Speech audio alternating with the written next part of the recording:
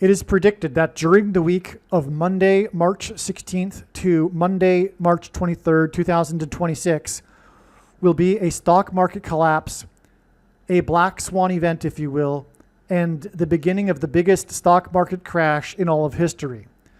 The date that this video is posted proves that this prediction is being made ahead of time, as does this time-stamped email, as we can see here. And also this forensic notes PDF document. If you are skeptical for some reason, please email me and I will forward these to you. If you have already watched this introductory information in another video, you can skip ahead 36 minutes. All right, I have expanded this prediction because new insight has come just in the last moments here after I recorded the opening paragraph here and the rest of this video, but it's just been realized. So I'm expanding the prediction. It is now predicted that the stock market will lose 13% in one day on either March 16th or March 23rd, 2026, or both dates. So 13% in one day on March 16th or March 23rd. That makes this prediction even more precise. I'll explain at the end of this video how, or rather the end of this introduction, how this is known, why it is believed this will be the case. All right, welcome. This video is predicting that the stock market will collapse during the week of March 16th to March 23rd, Monday to Monday, 2026. It will be a black swan event, if you will. God has been using these black swan signs leading up to this week. I'll explain a little bit here. I'll explain in this video, or rather this brief introduction, what occurred on March 13th, a date that God was pointing to overwhelmingly ahead of time regarding this prediction for a black swan, unexpected, consequential stock market crash on this date, March 13th. We received on March 13th the expected black swan prophetic sign. What this communicated is that these black swan signs, this connected trail of signs leading up to March 13th is communicating that next week will be the big decline, beginning on the Monday, and God is also pointing to the following Monday, so this is going to take a week to unfold. God is also pointing to the dates during the week as well. So it's quite clear that this whole week, at first it was thought that March 13th would be the date of a black swan event, for example, but it's clear now that this entire week upcoming will be the big decline in the stock market. Again, as I said earlier, prior to March 13th, what is going to happen is that this black swan event, which will now be a week long instead of one day, will be the kickoff event to the biggest crash in the stock market in all of history. That's also being predicted here ahead of time. Okay, so it's being predicted ahead of time that this following week will be a massive decline in the stock market and that it will be the beginning of the biggest crash in all of history.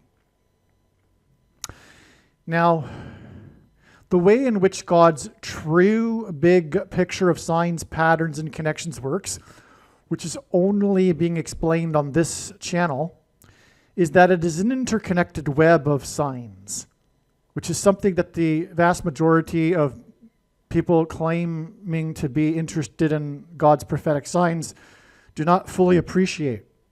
None of God's prophetic signs can be properly or fully understood without their context and connections to the other prophetic signs. And it is only really being explained on this channel how it all works. And so because this prediction will prove that this is God's true big picture of signs, patterns, and connections, I have the authority to tell you how it works. And it works in terms of steps. God will point to a date ahead of time regarding a particular theme. In this case, a black swan financial collapse in the stock market. And it is not necessarily possible to know ahead of time whether or not that date will be the end of the trail. In other words, the prediction, what's being pointed to, in this case, a black swan financial loss, or another step in the trail of signs, in which case we could expect on that date to receive relevant, clear prophetic signs to the theme, in this case, a black swan financial loss. And those signs on that date, being a step, will then thereby provide more information that fits into the big picture puzzle that then reveals more about when this particular event that's being pointed to by God will in fact occur. And so, for example, God pointed to February 6th, February 17th, February 25th, March 3rd, and March 13th. All of these dates, on all of these dates, we received the clear, relevant prophetic signs. In other words, it's like, if you will, when a light turns from green to red, it flashes. God's flashing through these dates that he's pointing to ahead of time. Black swan event, biggest stock market crash, beginning of biggest stock market crash in all of history. It's going to happen. It's going to happen soon. And prior to the dates, it's not necessarily possible to know that it will only be a step. Okay? And what I am saying, and what my point in saying all of this is that all of the analysis for March 13th was 100% correct. In other words, the videos that I made prior to March 13th predicting the Black Swan event on March 13th are 100% correct.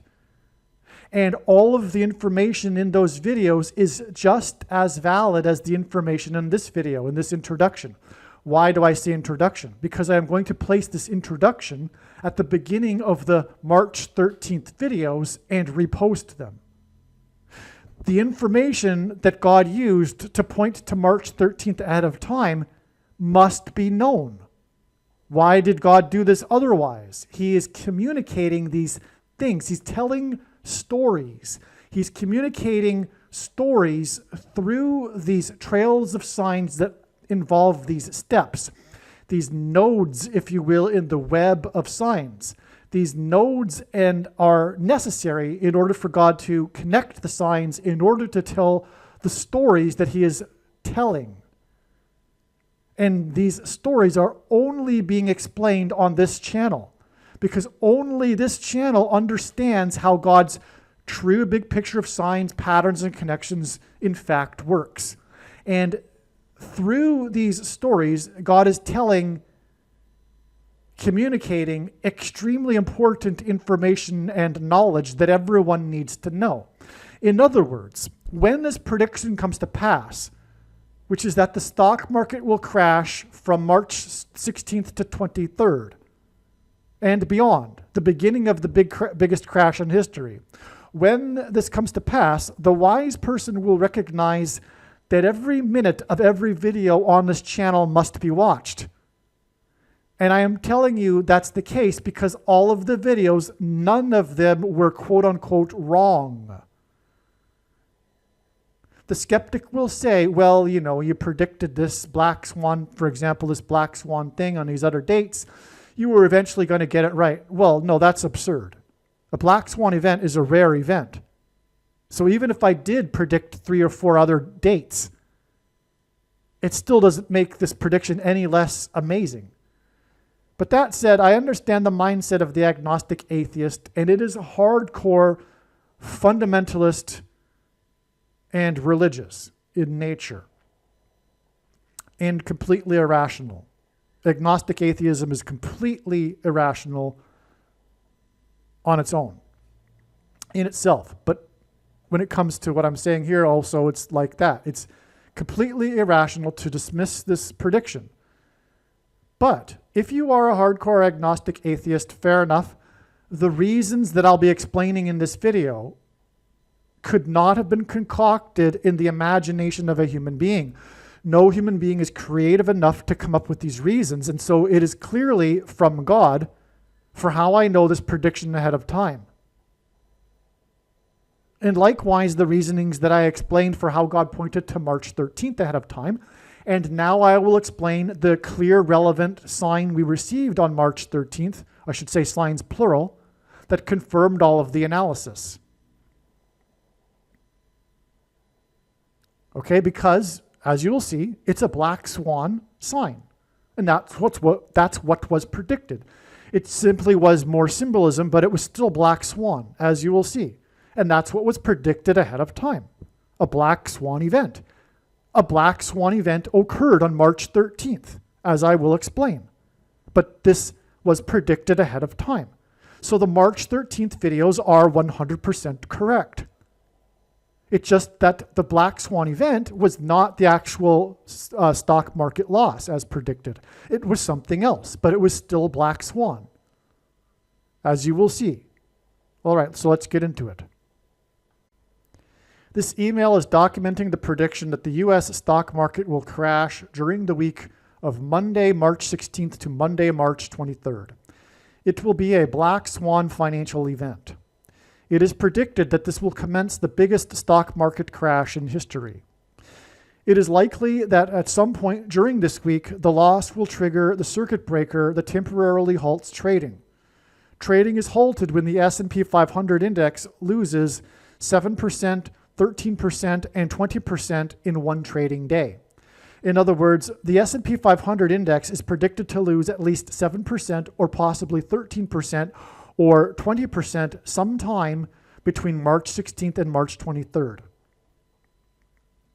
In one day, that is.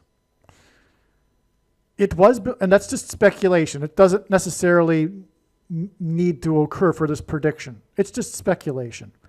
I'm still predicting that there'll be a massive stock market loss that'll last for at least a week here, but it'll also again be the beginning of the biggest crash in all of history. It was believed that God was pointing to the date March 13th, 2026 for a black swan event in the stock market on Wall Street on March 13th, 2026. On March 13th, 2026, we received a black swan sign that confirmed all of the analysis. In the Bible, the number 13 is symbolic of the Antichrist. For example, Nimrod, a type for the Antichrist, was the 13th generation from Adam. Haman, another type for the Antichrist, persecuted the Jews on the 13th days of the month. And the two Antichrists are described in the book of Revelation in chapter 13. Pope Francis is the Antichrist, who, by the way, will be resurrected from the dead in May of 2029. And March 13th this year was exactly 13 years after the announcement that Pope Francis had been elected the Pope on the date March 13th, 313 in the year 13. There's a lot of 13s going on here, as you can see. And again, the Antichrist is symbolized by the number 13. And the reason why I emphasized how Pope Francis was announced on this date will be clear in a second here. In the book of Esther, Haman in ancient Persia is a type for the Antichrist. Haman was the second in command in Persia, which today is Iran. Iran is equal to 130 in Hebrew gematria, and 130 hints at the number 13. Haman persecuted the Jews in Persia through using a written statement to try to wipe out the Jews on the 13th day of the month. Iranian General Soleimani was, in a sense, the second in command in Iran, and he was a type for Haman, who wanted to wipe out the Jews. Right? So did Soleimani. So does the Iranian regime. That's their primary goal.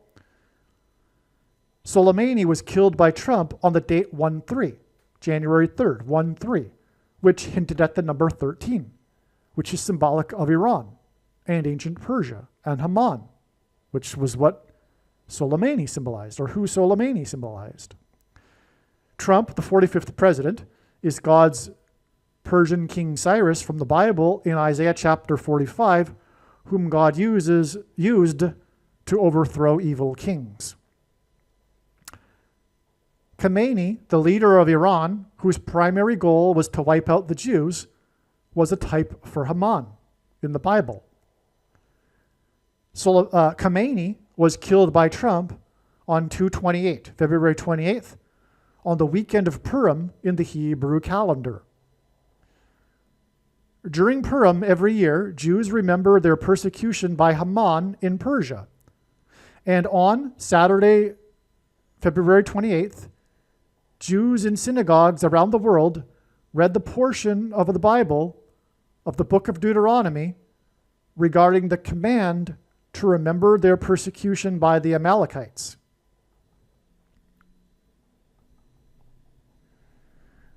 Quote, "Therefore, when the Lord your God has given you rest from all your enemies around you, in the land that the Lord your God is giving you for an inheritance to possess, you shall blot out the memory of Amalek from under heaven.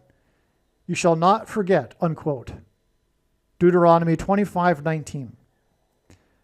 After escaping persecution in Egypt, the Israelites were attacked by the Amalekites on their way to the Promised Land. The first Jewish king, okay, and so that's what's being commanded to remember. Okay, to remember the persecution of Amalek, okay, to not forget it. And this portion of the Torah, the Bible, was read in synagogues everywhere on the same weekend when Jews remember their persecution by Haman in Persia. The Amalekites persecuted them on their way to the Promised Land. After escaping persecution, and by the way, if you don't know anything, the Jews escaped Egypt and then went to the Promised Land, but on the way they were persecuted by the Amalekites. But then many years later, centuries, they were exiled to Babylon, which is where they were persecuted by Haman. Okay, so after escaping persecution in Egypt, the Israelites were attacked by the Amalekites on their way to the Promised Land. The first Jewish king, King Saul, was ordered to extinguish the Amalekites. This was later, once they were in the Promised Land, they were ordered by God to extinguish the Amalekites, including their king.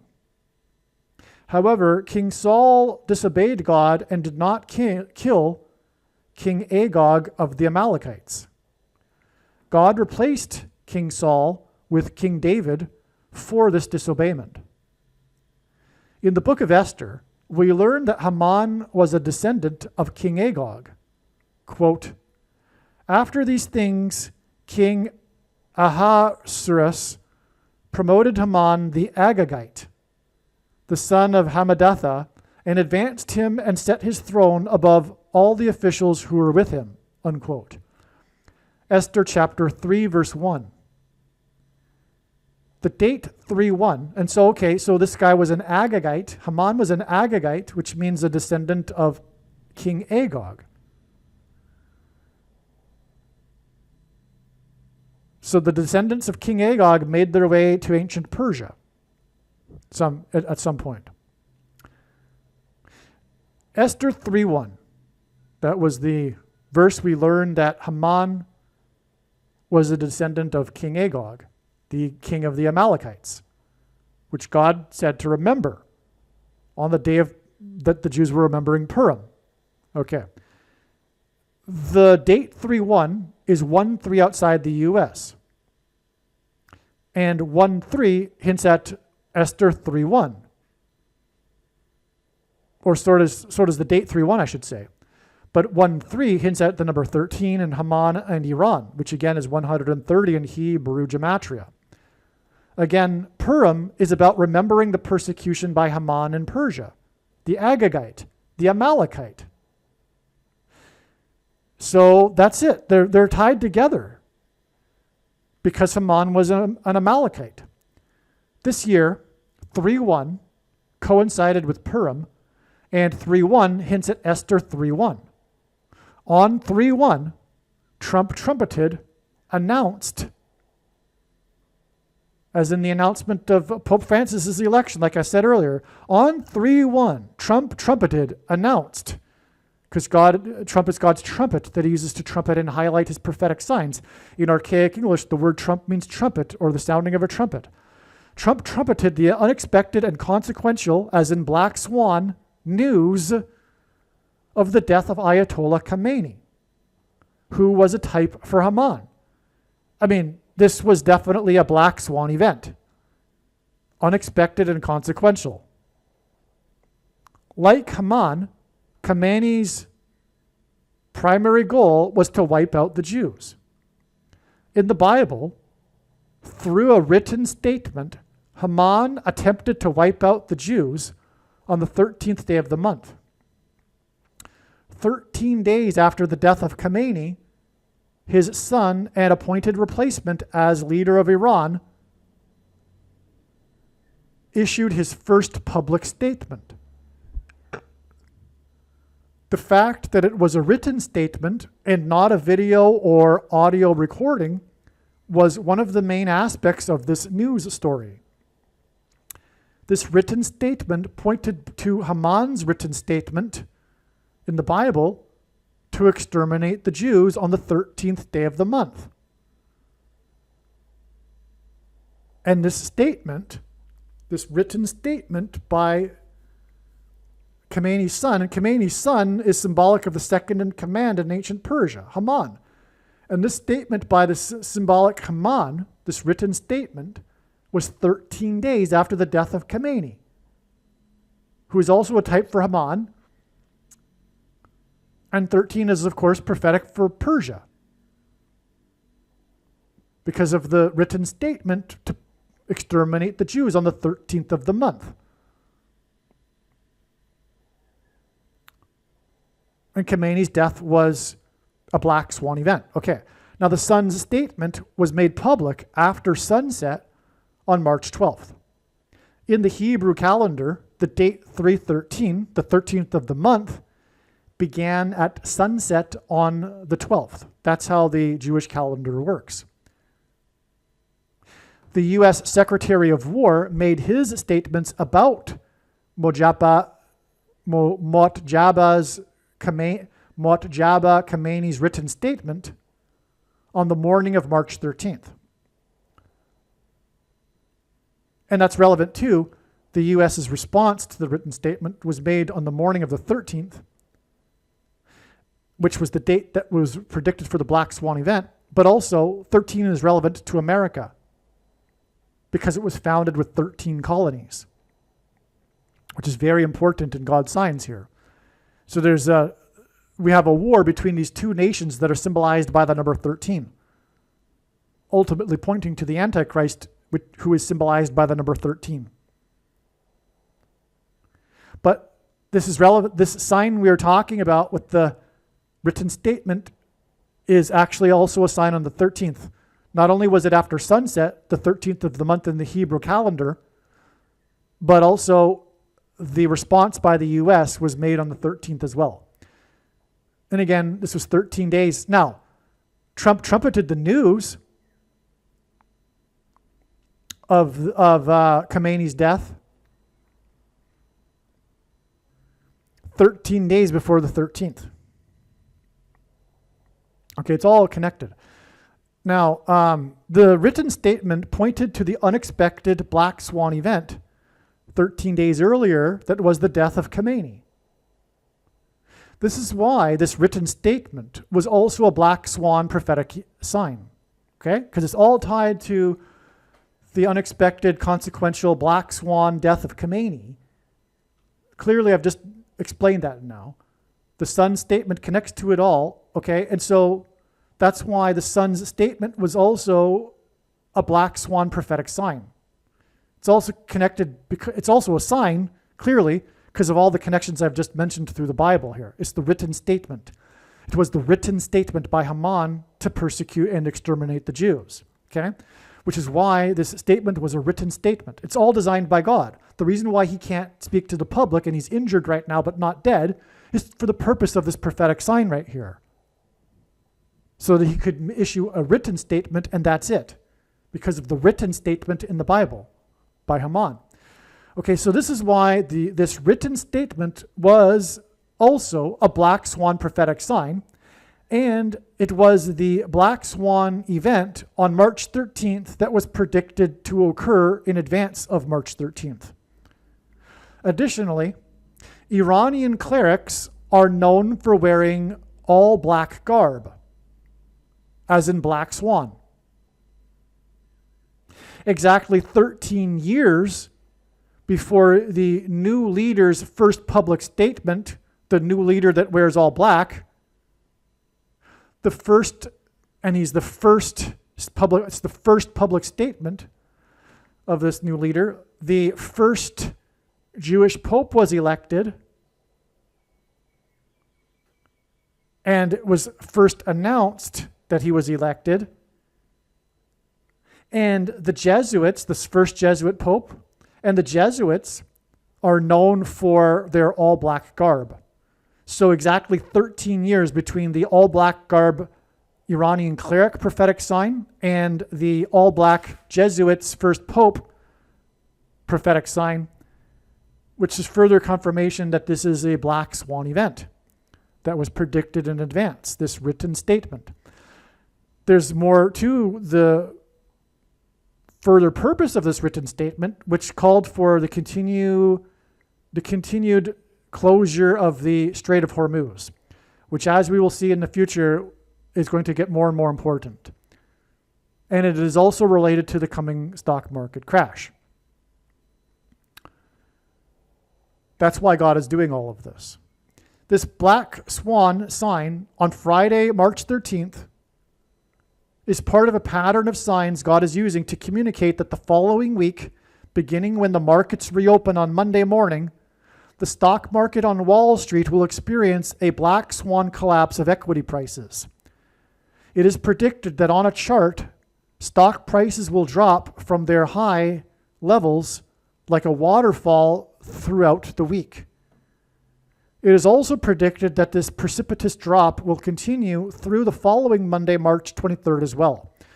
This is merely scratching the surface of the reasons for how this prediction is known in advance. For more information, please visit Odyssey, spelled ODYSEE.com, or Rumble.com video channel, spelled Asteroid Prediction, and also read the website TrumpPrediction.com.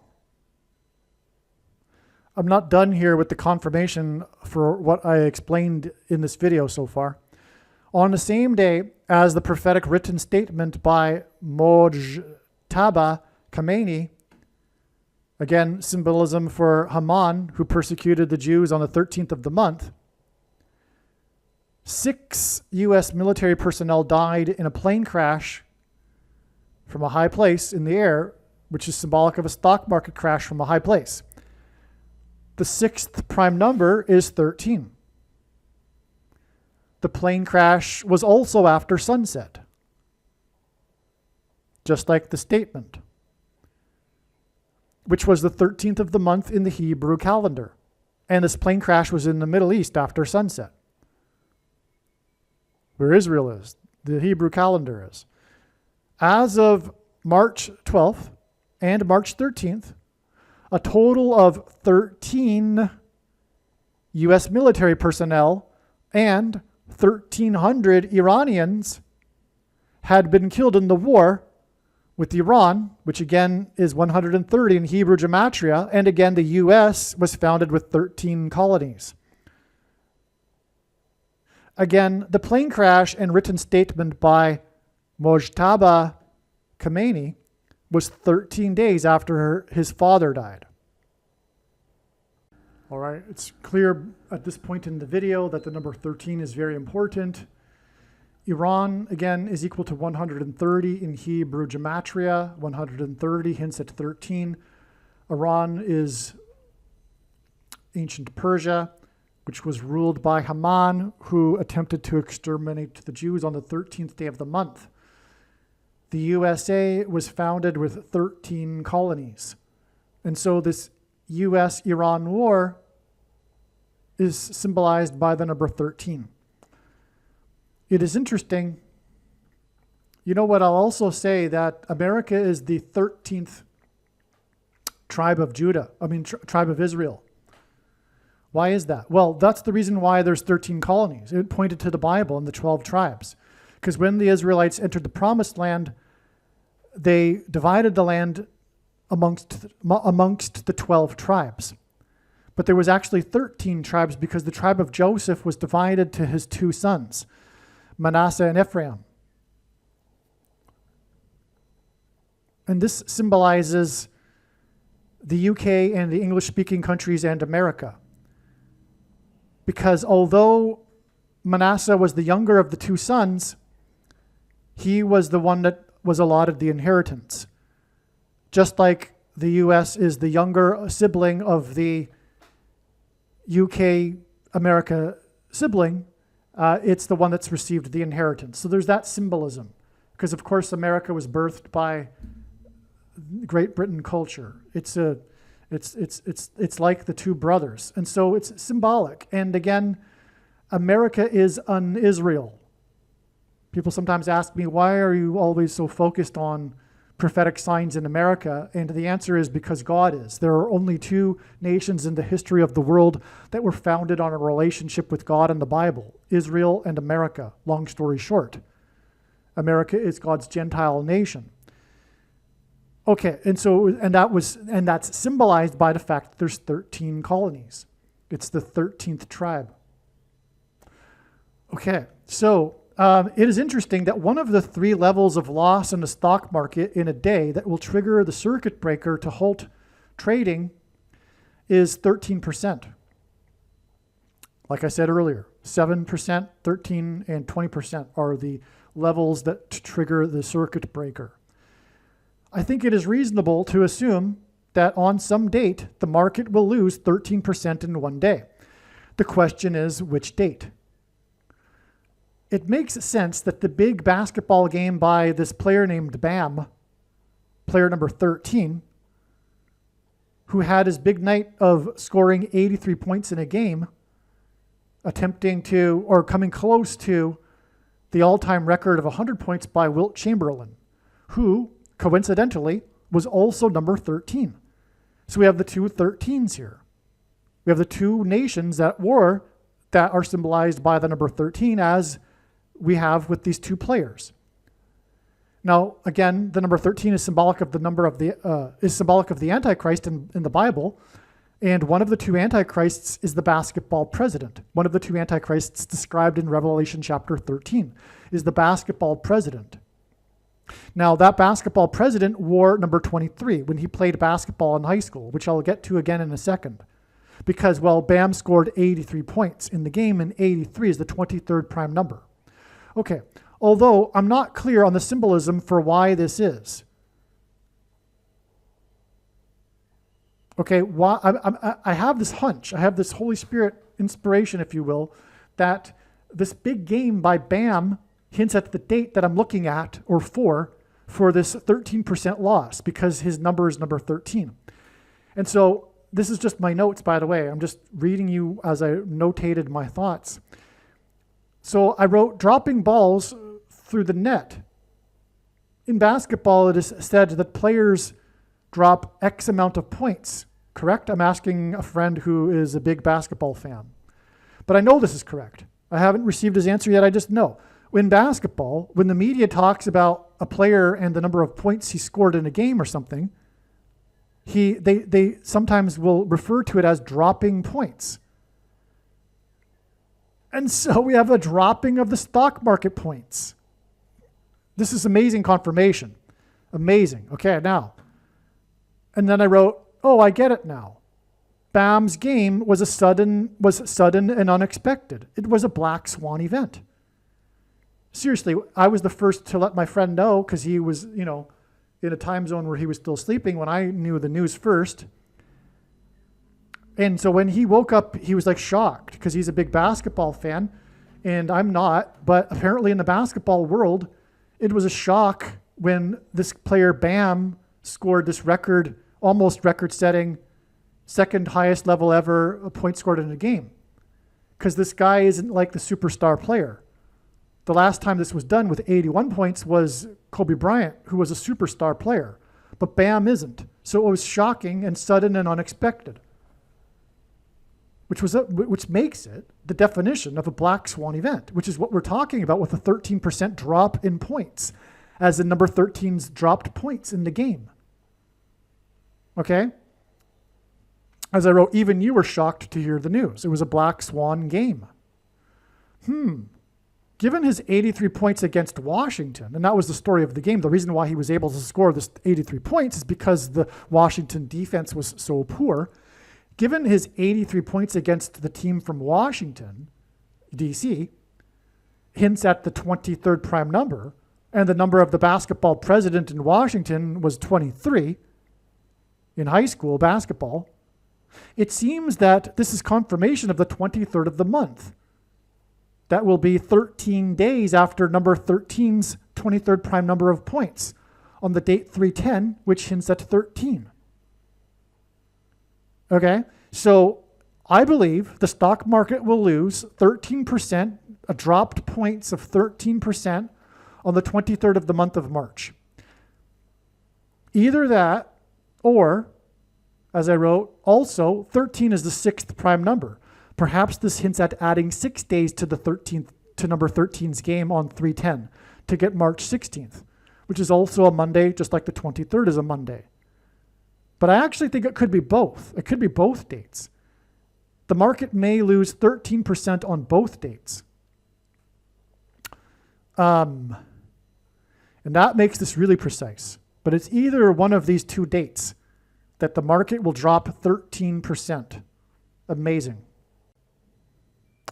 It also just occurred to me that these dates, this 16th and 23rd of the month, are both Mondays. And on Black Monday in 1987, which God has been using in his big picture of signs, the stock market lost a record 23% in one day. This player scored the 23rd prime number of points, or rather he dropped the 23rd prime number of points. And on Black Monday, the stock market dropped 23% in terms of points. All right, the player's name is Bam. All right, he's known as Bam. His name is African, I think. And the story is how he came close to the record held by Chamberlain, who scored 100 points in a game. So Bam and Chamberlain give us the letters B and C, the second and third letters of the alphabet, which hints at the number 23. And Bam dropped the 23rd prime number of points. And this game points to the two Mondays, or either one of them. And it was on Black Monday that the Dow lost a record, as in Bam and Chamberlain's record dropped 23% in terms of points on the Black Monday. All right, welcome. This video is documenting this prediction that there will be a crash in the stock market on Wall Street on March 13th, 2026. Not only this, though, this will be a significant crash. In other words, this will be the story of the day, the news story of the day. It will be what may be termed a black swan event. There have been a number of these black swan events in history. The most famous may be the Black Monday stock market crash, when in one day the Dow Jones lost a record percentage of points in one day. 23%. So that's an example of a black swan financial stock market event. That's what's being predicted for March 13th, 2026. It's also speculated that there will be a temporary shutdown of the market. In other words, the market has designed it that after the Black Monday crash in 1987, they instituted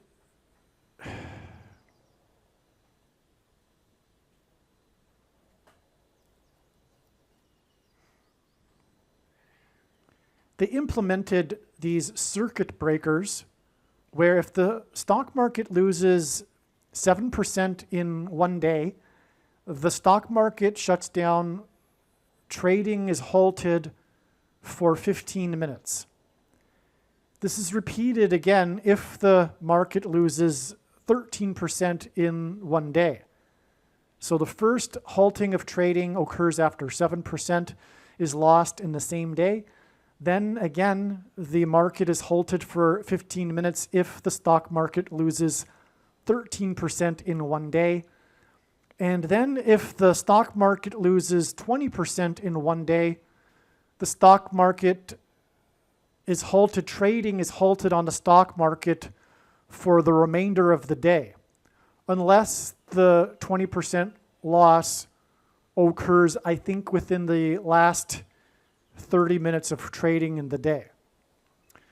But it is speculated, as what is being speculated is that there will be a shutdown, whether it's after 7 or 13 or 20%, or perhaps all three.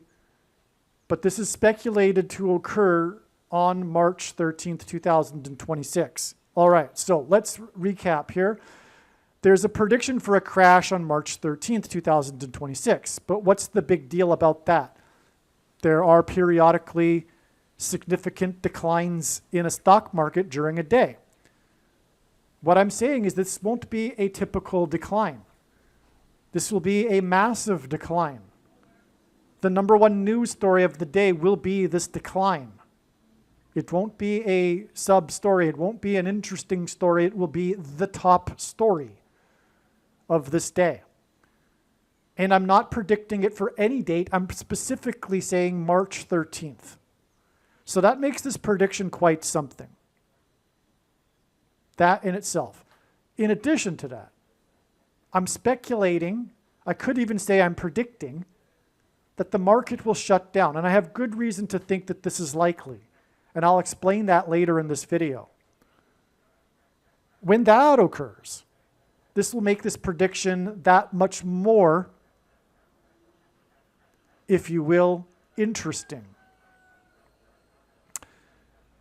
Not only this, though, I'm not only predicting that there will be this black swan event. By the way, the meaning of a black swan event is a sudden and unexpected event that people do not recognize ahead of time will happen, but typically in hindsight, it's explained logically. But what I'm predicting is I'm saying that I know this is recognized in advance. And that's because this prediction is from God. All right? And the reason why you should know that this is from God is because I'm predicting a precise date for this. And the date that I am making this video right now is March 7th, Saturday, March 7th. March 13th has been known to be a black swan date for a week or two prior to March 7th. But this video and this email here document March 7th. Okay, so if the market starts declining a lot on Monday, March 9th, or Tuesday, March 10th, and it looks like, the market could end up crashing on the 13th, please know, be aware that this prediction is being made before any such preliminary decline on perhaps the Monday, Tuesday, Wednesday, or Thursday. March 13th is a Friday.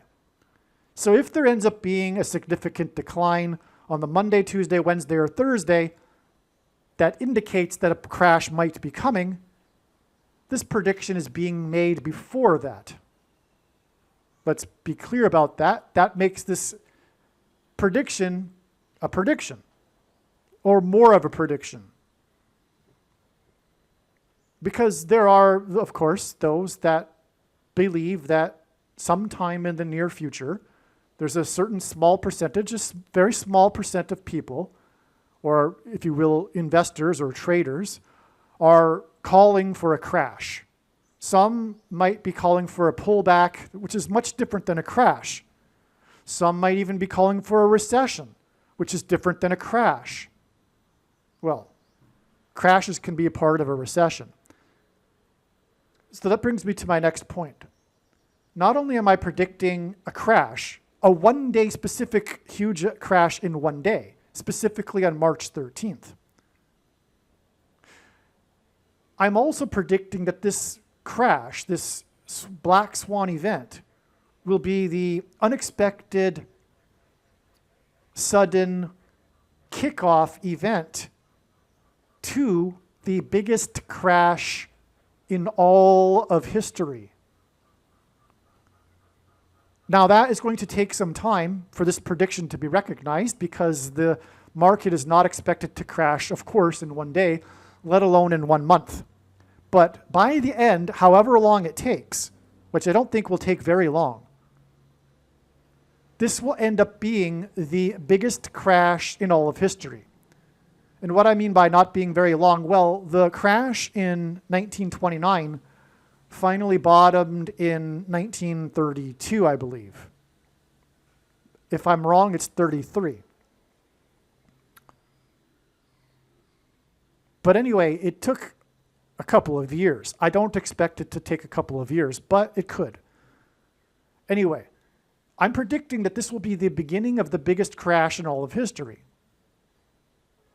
And so, when this one-day crash occurs on March 13th, 2026, as predicted, it will prove, beyond a doubt, that this prediction is from God.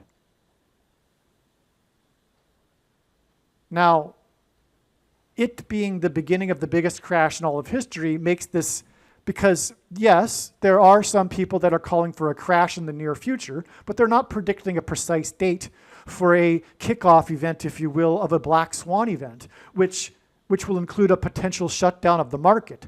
No one is predicting that for a specific date.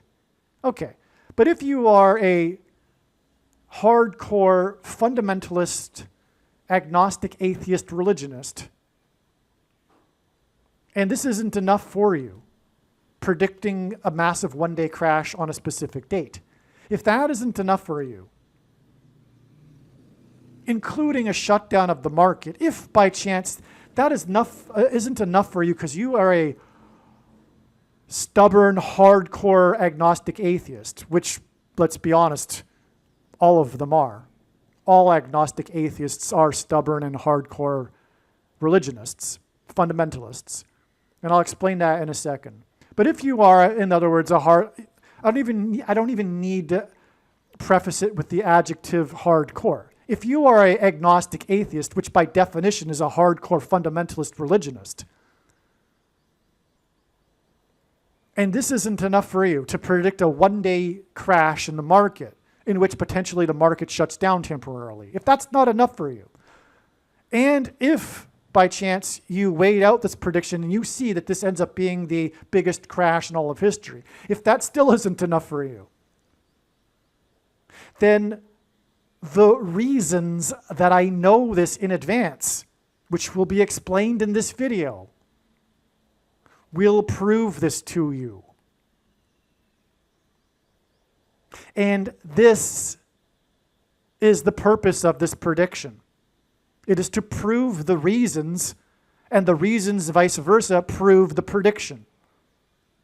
As you will see clearly, these reasons could not have been concocted in the imagination of a human being. no one is creative enough to come up with these reasons for this crash that's predicted for March 13th. You will clearly see this in this video. Stay tuned. But if even that isn't enough for you, then you are a fool.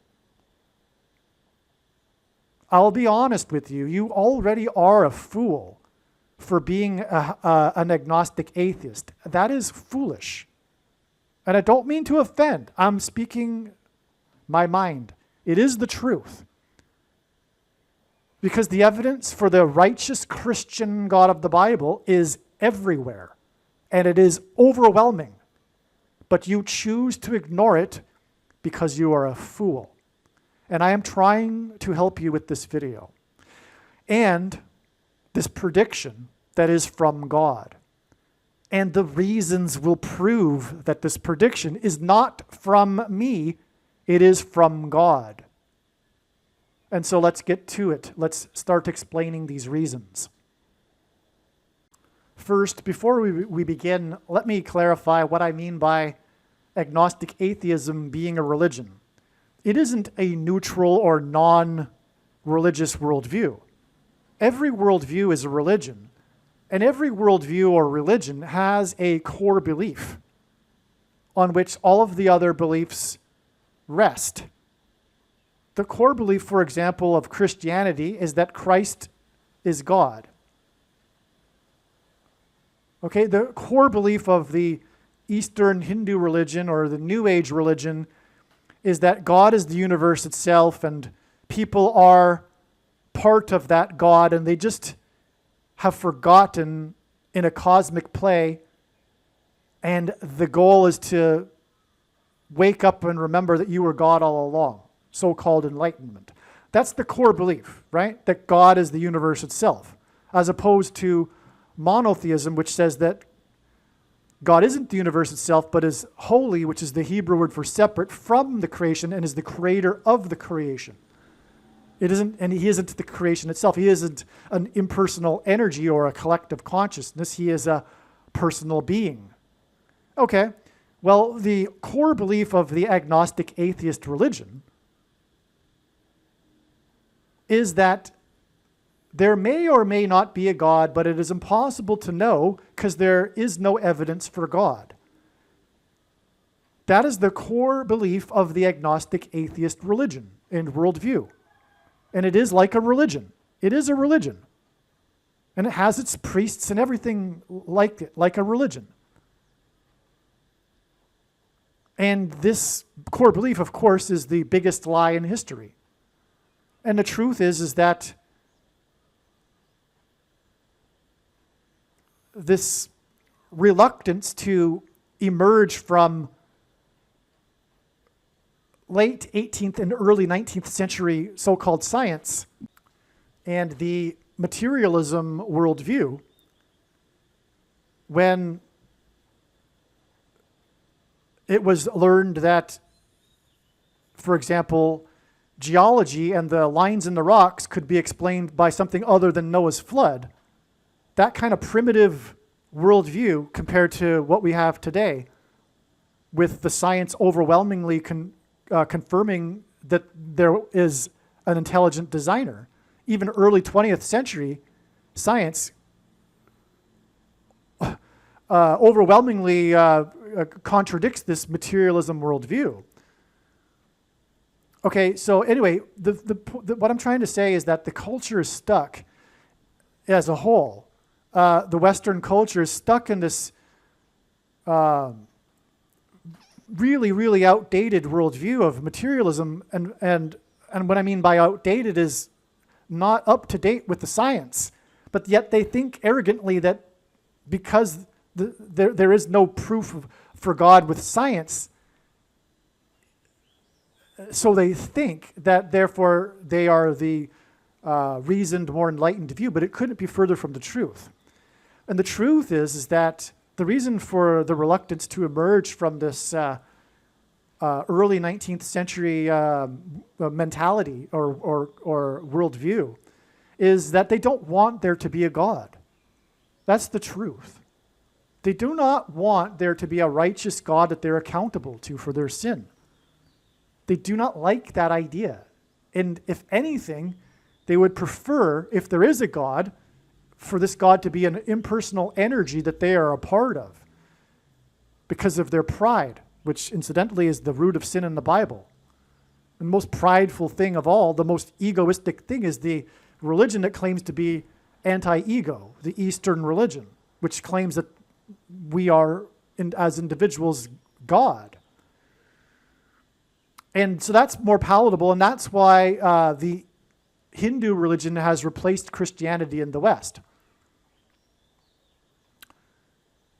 Because when polled, only around 13% of the people in the West today are actually atheists. If they are asked if do they believe in a God, the majority will say yes, but not like the God of the Bible. And what they mean is that they haven't really thought about it very much, but they've heard a thing or two about these Eastern concepts and they like that, basically. And the reason why they like that is because it's much more palatable for the self-obsessed modern Western individual. Okay? So, there's also something in psychology called belief perseverance, which shows that when confronted with information that contradicts a person's worldview, the person blocks the information out. It goes in one ear and out the other. It does not register. They don't think about the contradictory information 5 minutes after hearing it. Why is that? Why is there belief perseverance? Well, the reason is because to change one's worldview is extremely uncomfortable. Why is that? To change one's worldview is equivalent to changing one's self, because we are our worldview. We are what we believe. It is the core of our being. It is who we are as a being, our worldview. Everything we do, everything about us is founded in a worldview. It's how our brain approaches life. It's who we are. And to change that requires an enormous amount of humility,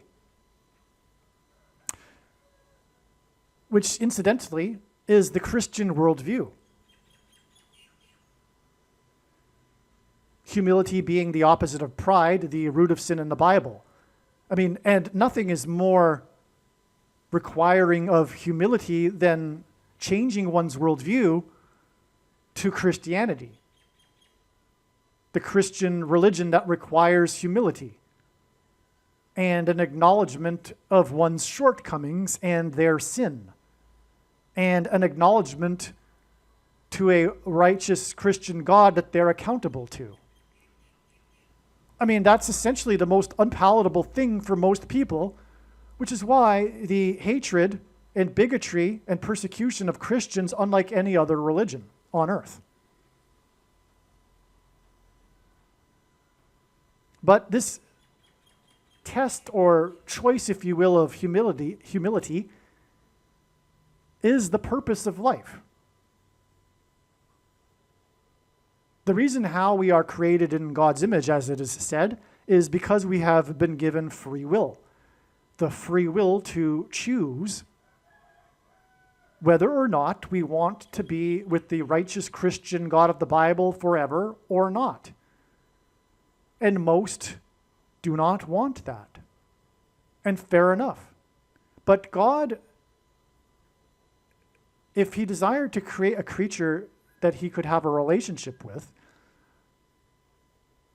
would not stand in front of the creature and say, hey, welcome to life, love me, or else. That would be forced or ingenuine, insincere love. And no one would want to marry someone who they are forced to love, or let alone marry a robot. And neither is this the case with God. And so that's why we have been given free will to choose God, the righteous Christian God of the Bible, or not, and to go our own way. Independence from God being the original sin. All right, so let's begin documenting these reasons, some of them, for how it is known ahead of time that the stock market will crash in a black swan event, which will include a likely shutdown temporarily, a halting of trading on March 13th, 2026. This email is documenting the prediction that the U.S. stock market will crash on Friday, March 13th, 2026. It will be a black swan financial event. It is predicted that on March 13th, trading will be temporarily halted. The loss in the S&P 500 stock index on March 13th is predicted to be large enough to trigger the circuit breaker that temporarily shuts down trading. Trading is halted when the S&P 500 index loses 7%, 13%, and 20% in one trading day. Each time these levels are hit, trading halts. When it hits the 20% level, trading halts for the rest of the day, unless the 20% is reached within the last half hour or so, I forget exactly, of the remainder of the trading day. In other words, the S&P 500 index is predicted to lose at least 7% or possibly 13 or 20% on March 13th. This isn't the absolute prediction here. I'm predicting there'll be a black swan event. I'm also predicting or speculating that the trading will shut down. But that's not necessarily, it's not necessary for that to happen for this prediction. The market could lose 6% in the day and it's still a black swan event. All right, like I'm saying, it'll be the top news story of the day. Well, that's not even necessary, actually.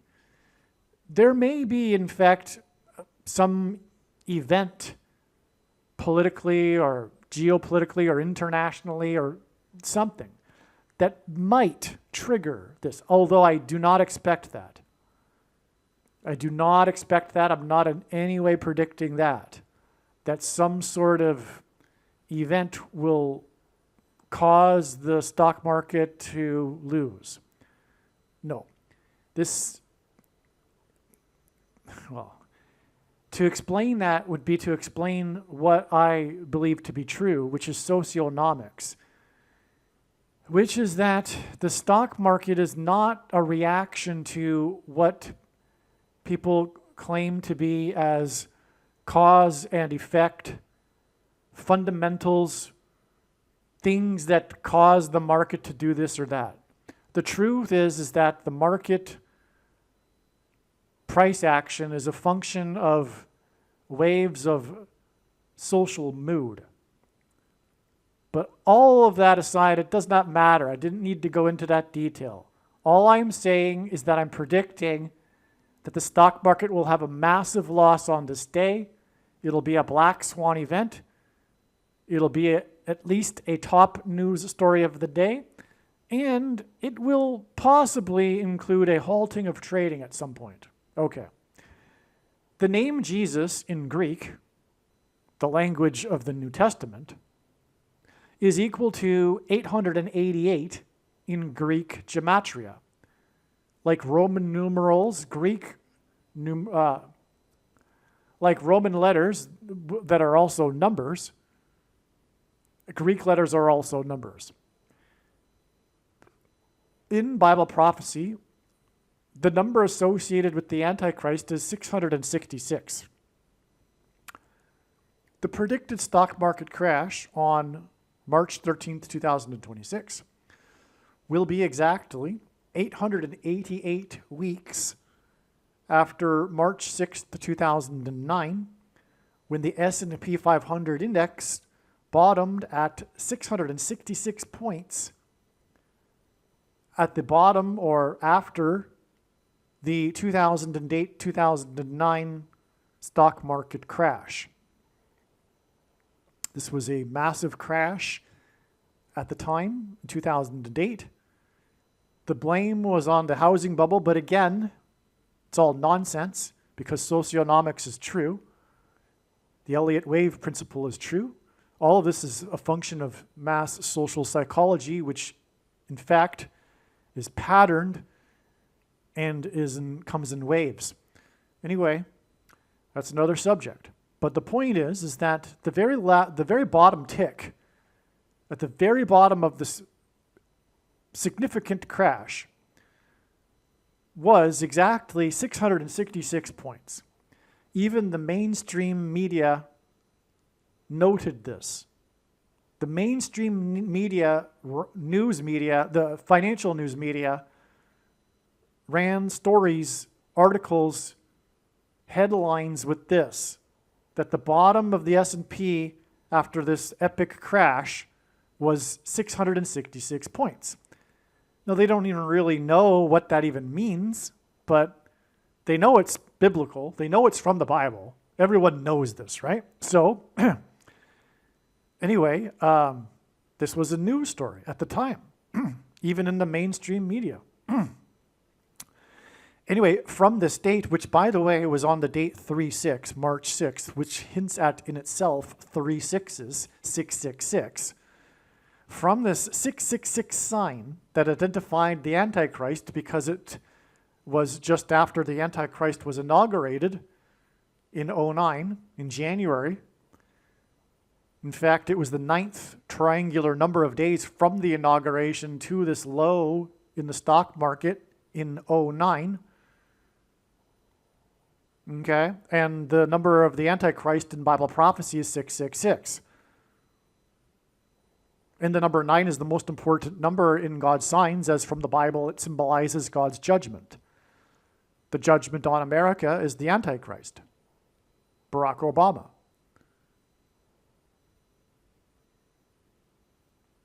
And, okay, even before I was a born-again Christian, and before Obama was elected, or rather I should say, at the time that he was elected, I knew at that time, as a secular person, that he was the last president. He would be the last president. I knew that at the time, because there's a saying which is true: a people deserve the government they get. And with the election of Obama and the leftist media doing nothing to vet this bad guy, which was apparent to many wise people, wise conservatives, I knew, I don't know about, I can't speak for all conservatives, but I knew, and I didn't hear this from any other conservative, incidentally, at the time, but I knew that he was the last president. I mean, America no longer deserved democracy with the election of Barack Obama. That was clear. And furthermore, we know the nature of the left, and it is undemocratic. That's their nature. Okay? And the thing that communists and socialists and leftists do is funny. They accuse their enemy and their opponents of doing the very things they do and are. So, for example, in the last election cycle, they constantly were talking how they were out to save democracy, when in fact they were the ones that were destroying and have been destroying and are equal to the end of democracy. It's the left. All right, and so I knew at the time. Now, I was very surprised when Trump was elected. I couldn't believe it. I thought, wait a second, Barack Obama is the last president. Because just prior to Trump's election, I had become, about a year and a half or so before his election and inauguration, I had become well, actually, it was literally about a year. Anyway, I had become a born-again Christian, and I was highly interested in Bible prophecy at that time, and I did know that I already knew that Barack Obama was the last president, and so therefore, by that time, I knew that Barack Obama was the Antichrist. And so I was quite surprised to see Trump in office, but it didn't take too long to figure out that Trump is in fact a trumpet trumpeting the Antichrist, and that Barack Obama will become the president again in 2029. All right, so now the Antichrist, and by the way, I should mention something. The reason for this prediction that is from God, that this video is explaining, is to prove the controversial things that I am saying in this video. It isn't only for predicting, or rather for proving, that the righteous Christian God of the Bible is the true God. There's already an overwhelming amount of evidence for that. This prediction in this video that is from God is to prove the controversial things that I am saying. And I know far better than you or anyone the reason and purpose for this prediction that is from God, and the purpose of this video and video channel. Make no mistake, I know more than you the purpose of this prediction. I don't know how many times I need to say it to make it very clear, because I don't think people understand when I say it one time. I know more than you the reason for this prediction, and it is not for you to go, oh, cool, neat. You were able to know this ahead of time. That's quite amazing. No, that is not the purpose for this prediction. That is from God. And that is not the reason why God has given me a voice through this prediction. The reason why God has given me a voice through this prediction is to prove the controversial things that I am saying in this video. There is no debate. Zero. End of discussion. Barack Obama is the second of the two antichrists described in Bible prophecy. And so, if you are an evangelical that loves to play the Antichrist guessing game, it's time to stop. Or, ignore what I'm saying and turn off the video, because you are wasting your time. And so go ahead and waste more time playing the Antichrist guessing game. But it is absurd, and it is absurd to even think that God would not reveal the identity of the Antichrist. And the reason why you believe this is because of your false, heretical salvation doctrine, which has you falsely interpret 2 Thessalonians chapter 2. And identifying the what and the he that Paul was talking about as the Holy Spirit. Because of your necessity, the requirement that you do so in order to maintain your salvation doctrine, which is the Nicolaitan doctrine of our day that Jesus said he hates and is coming to make war with the sword of his mouth on those that teach and have the works that are a product of this doctrine. Very quickly, the he and the what. Why would Paul refer to the Holy Spirit as a he and a what? And why would he speak cryptically and also tell the Thessalonians in the same letter that they knew what he was talking about? Why didn't he just speak plainly, especially since they knew? The reason is, of course, because anyone in possession of Paul's letter would have been in great danger had he been speaking plainly. Because when he was referring to the he and the what, he was referring, in terms of the what, the capital of Rome, being moved by the he, Emperor Constantine, to Constantinople, thus paving the way, or rather clearing the way, for the rise of power of the bishops of Rome. And it is an absolute shame. It is shameful that evangelicals don't know that the Pope is the first of the two antichrists. Absolutely shameful to profess to be interested in Bible prophecy and to not know this. Because it is so very clear, including from Old Testament prophecy. But this knowledge, which there wouldn't have been a Protestant Reformation had there not been for this knowledge, has been conveniently lost in the last 50 years or so, partly because of this salvation doctrine that has been rising in popularity over the last 50 years.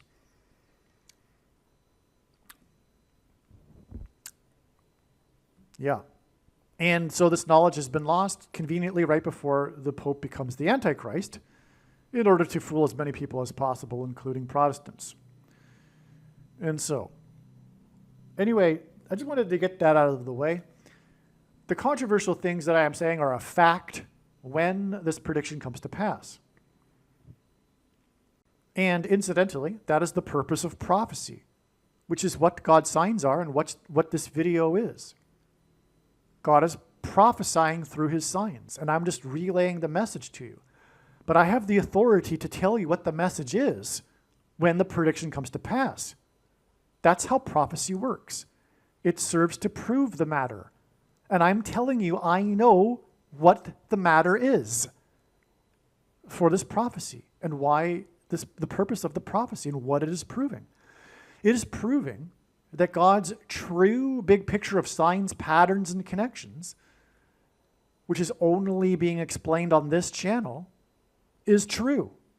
And God's big picture of signs, patterns, and connections overwhelmingly demonstrates these facts, these truths. Like an overwhelming majority of God's signs, which the vast majority of people that claim to be watchers of signs miss, is about the identifying the two antichrists, especially Barack Obama. I mean, identifying Barack Obama as the Antichrist is in fact, building blocks of the God's true big picture of signs, patterns, and connections. And I just gave you one example, the bottom of the stock market crash with the 666 number right after his inauguration. Okay, that's just one example of like thousands, literally, of examples that have been missed by not only people that aren't watching, but also quote-unquote watchers, unfortunately. So anyway, it'll be great when this prediction comes to pass, because people can then go back into these videos on this channel and start to learn about these things that God has been communicating for years, that hasn't gotten out to the wider community here. And so it's about time that people know how God's big picture of signs works, including the building blocks of his signs, which is identifying Barack Obama. Okay? Now, and by the way, also on that note, Jesus commanded for his disciples to watch for the signs of his return, for the prophetic signs. It's not a voluntary thing. It's not a thing to choose whether you're not to be interested or not. This is a mandatory thing. He commanded this over and over, repeatedly. A few times he commanded his followers to watch for the signs.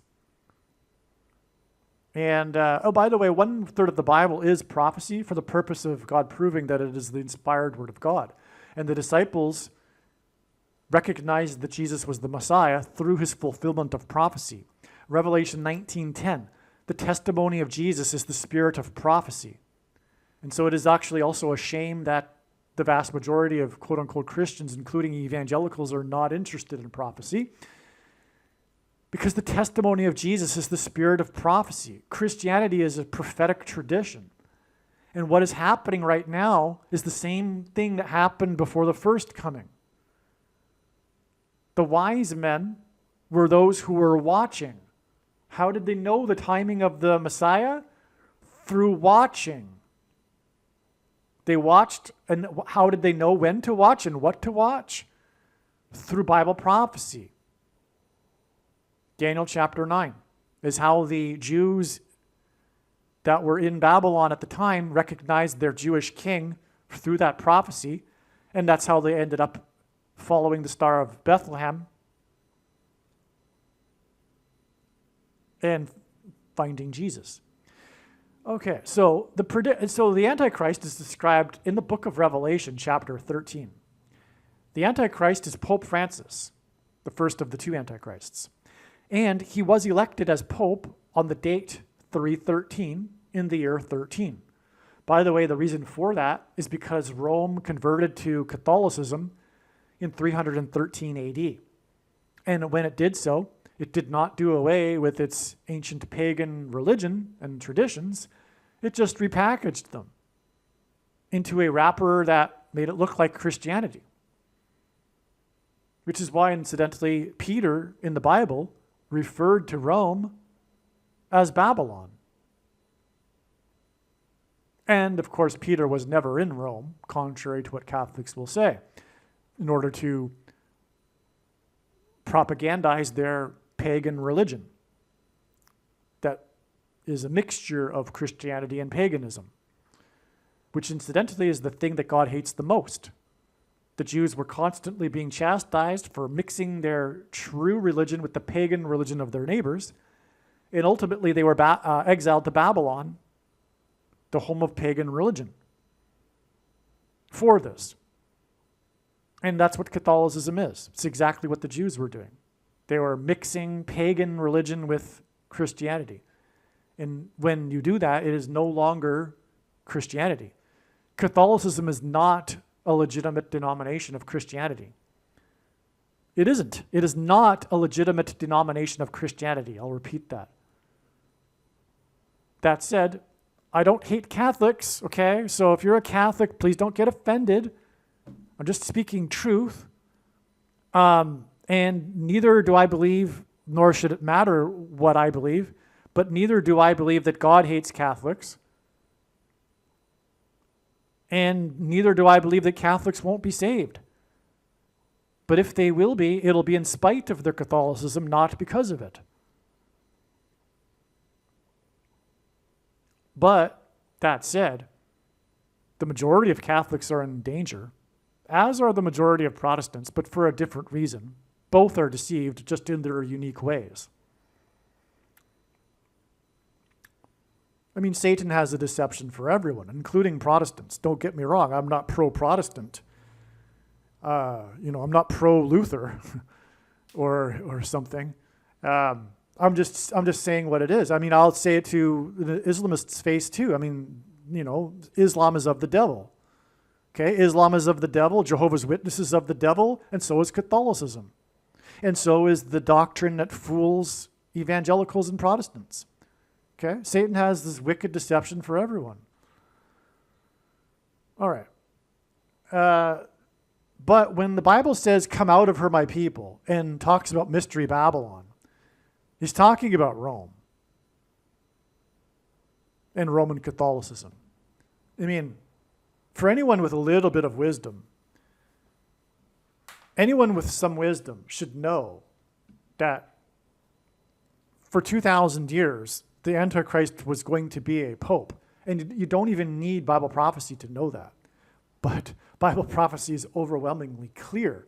It's very straightforward, which is why I said earlier it's shameful that Protestants have lost this. Now, because it was at one point widely, conventional knowledge in non-Catholic circles. There are a couple of denominations that still understand this, like the Seventh-day Adventists, but the evangelical church has really lost the plot when it comes to that. Now, the predicted stock market crash on March 13th, 2026, by the way, 26 is 13 plus 13, The date 313, and again, the Antichrist was elected Pope on the date 313 in the year 13. But then exactly 13 years later is this year that is 13 plus 13. Okay? And so that'll be the day of the predicted stock market crash. Okay? It'll be 13 years exactly after 313 when Pope Francis was elected in the year 13. The second of two antichrists described in the book of Revelation chapter 13 is Barack Obama, who was the basketball president who wore jersey number 23 in high school basketball. The date 313 hints at 3 divided by 13, which is equal to 0.230. And there aren't any other dates where you can divide the two numbers of the date together and get a number that has a 0 as the third number, in order to further highlight the first two numbers, which in this case is 23. There's lots more to be said about how God has used this date 313 before, specifically in 2022, to point to Barack Obama, but that's a whole other story. Now, anyway, in the Bible, and by the way, this is how I know these things, right? I've been studying his big picture of signs, patterns, and connections from morning until night for more than 8 years. And so this knowledge has been accruing over time. And so it's very quick that I can recognize these things these days. Anyway, in the Bible, the number 9 symbolizes God's judgment. 23 is the 9th prime number, and the bottom of the stock market crash at 666 points in 2009 was the 9th triangular number of days after basketball player number 23's inauguration as the president in 2009. And again, the number 9 is the most important number, as from the Bible, it symbolizes God's judgment. If you're wondering what a triangular number is, in a triangle of numbers, the last number in the 9th row is 45. And so the distance between the stock market low and his inauguration was 45 days, the 9th triangular number. Pope Francis died at the age of 88, and he was elected on the date 313.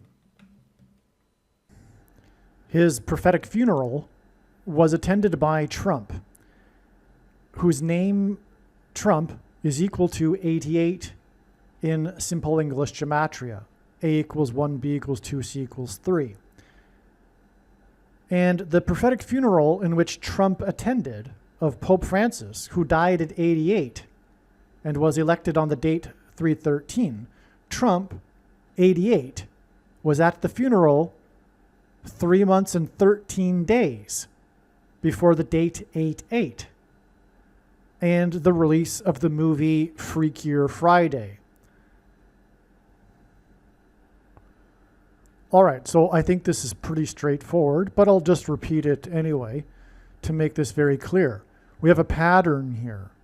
Clearly, the Pope died at the age of 88, and he was elected on the date 313, which, as I explained earlier in this video, if I'm cutting this video into different parts, I'll repeat that. The reason why he was elected on the date 313 is because Rome converted to Catholicism on the date 313, or rather 313 AD.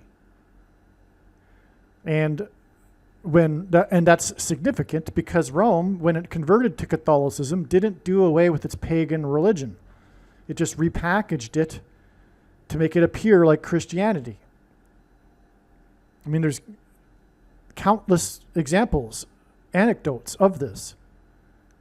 But for one thing, the worship of Mary is a continuation of the worship of the fertility goddess, which was depicted in ancient art the same as the Madonna, Mother Mary with the baby Jesus in her arms. Exact same image of the fertility goddess and sun in Ishtar, Aphrodite, Isis. Okay. And anyway, so that's just like that's just one example of The pagan religion carried over in 313 AD. It's significant and it's prophetic. And like I said earlier, anyone with any wisdom will recognize that a pope, that it was always going to be a pope that would be the Antichrist from the very beginning. From, well, not the very beginning, not the first century, but since the rise of Rome, or rather Roman Catholicism. Anyway, that's explained too many other times in other videos. But, so it's very significant, this 313 date in God's signs. And incidentally, once again, this crash we are talking about will be on a Friday on the date 313 this year, Friday the 13th. And it'll be exactly, once again, 13 years after this 313 date when the Antichrist was elected the Pope. Or when the Pope was elected and he is the Antichrist. So, okay, he died at 88. Now, Trump is Mr. 88 because the word Trump in archaic English means the sounding of a trumpet or a trumpet. And so Trump is God's trumpet, trumpeting prophetic signs. And so trumpet, God's trumpet, attended the funeral for the Antichrist, who died at 88, and Trump is equal to 88. That's a confirmation of the significance of trumpet attending the funeral of the Antichrist, that in itself, right? There's more to that prophetic sign of his attendance at the funeral when he met with, for example, Zelensky, but that's another story. Well, no, it isn't actually, because that's the second of the two Antichrists. So the two Antichrists were identified with this prophetic funeral because Zelensky is Mr. number 44. Why is that? Well, when the war started, it started just literally a few days after he turned 44 years old. And at the time, Ukraine was made up of 44 million people before the Exodus, as in the Bible Exodus. And throughout the first prophetic year of this war, when Zelensky was making the rounds on the international stage, including at the UN, for example, he was 44 years old. And all of this was a prophetic sign hinting at the 44th president Antichrist on the world stage, including at the UN. Also, Zelensky is the first, and God uses firsts for prophetic signs, he was the first, or is the first Jewish leader of Ukraine, which hints at the first black president, the 44th president, who will persecute Jews, including in Israel. Okay, so now that I've established more on this prophetic funeral, we have again Trump 88 at the 88-year-old's funeral. All right, and again, he was elected on the date 313. And what we have here is that from the funeral, it is 3 months and 13 days to the date 88, which obviously hints at 88 and Trump and the age of the Antichrist's death. And on this day, this 88 date, was the release of the movie Freakier Friday, which was released on a Friday. Now, in the book of Genesis, the flood began on the date 217. On 9/11, two planes crashed the towers 17 minutes apart. And two space shuttle disasters, or rather two space shuttles crashed, or I should say the two space shuttle crashes were exactly 17 years apart, or almost exactly.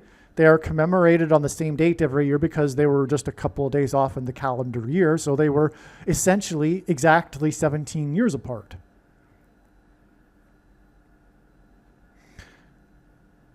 Okay, and there's reasons for that, and that in turn hints at Apollo 17, the last time that an American was on the moon.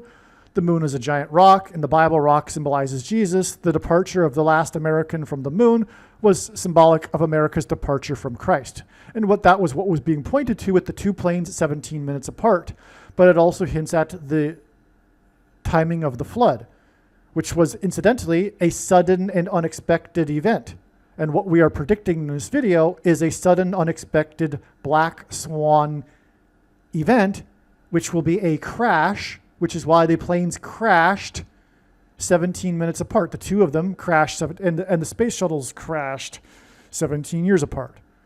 Now, the release of Freakier Friday on 8/8 in 2025 is 217 days before the predicted crash on Wall Street. And I should have said in this paragraph or this sentence that the two planes crashed into the towers 17 minutes apart next to Wall Street. Okay, so 217 days is this connection from this 8/8 Freakier Friday to the predicted crash on Wall Street on Friday the 13th.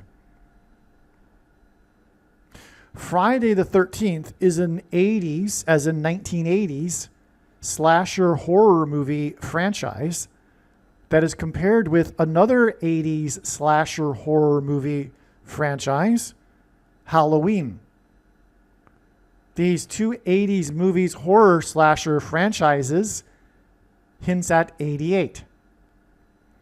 So again, from the date 8/8 and the release of Freakier Friday, we have this 217 days connection to a Friday on Wall Street, Friday the 13th, which gives us another 2 8s because of the two big slasher horror movie franchises from the 80s, Friday the 13th and Halloween.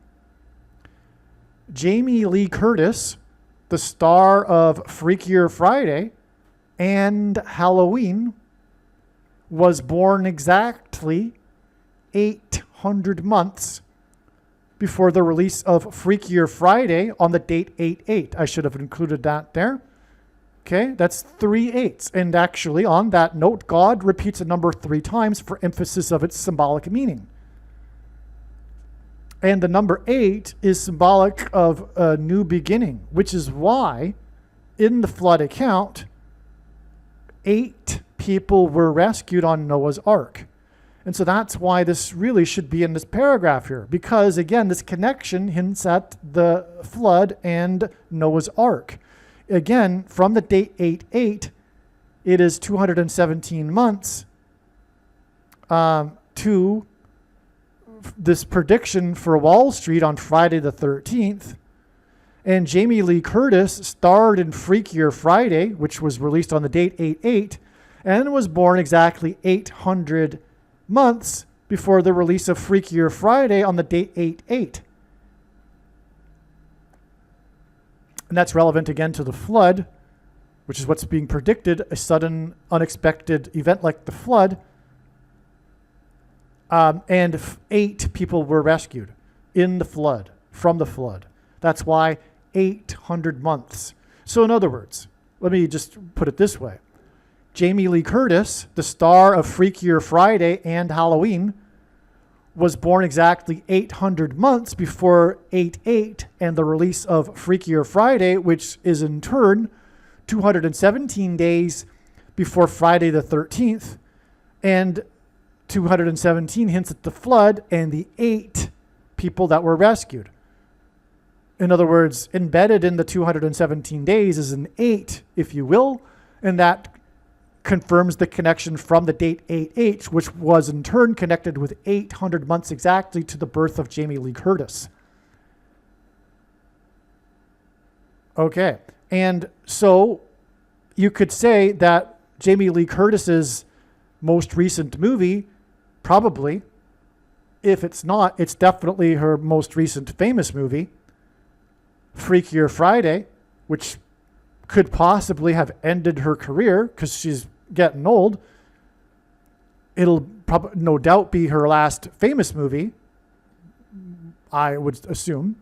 Anyway, it's like a bookend, if you will, because her career was launched with her role in the movie Halloween.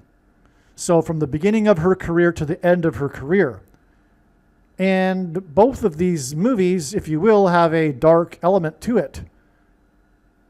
But Freakier Friday, of course, is a comedy, but the subject matter, when looked at correctly, is actually dark and satanic. I'll explain.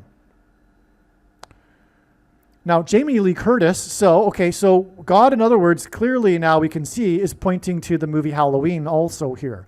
And that's again confirmed because what's being pointed to is Friday the 13th through this Freakier Friday connection, which stars Jamie Lee Curtis, who starred in Halloween.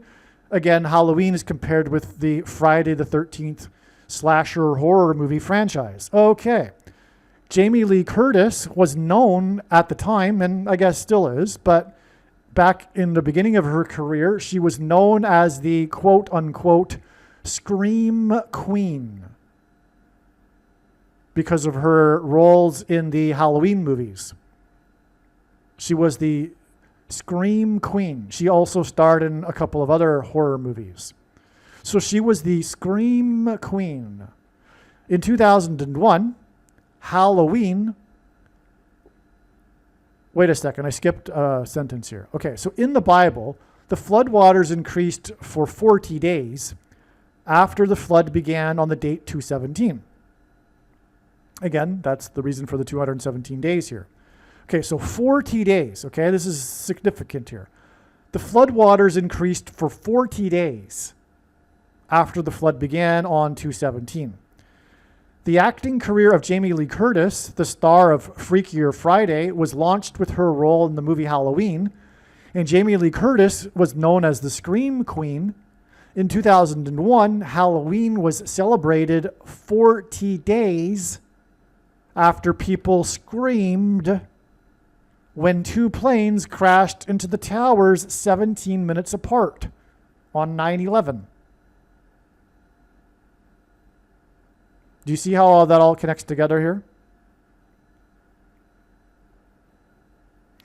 After the two planes crashed into the towers 17 minutes apart, Trump called into the local news TV station and inadvertently trumpeted how his tower at 40 Wall Street had become the tallest tower in Lower Manhattan.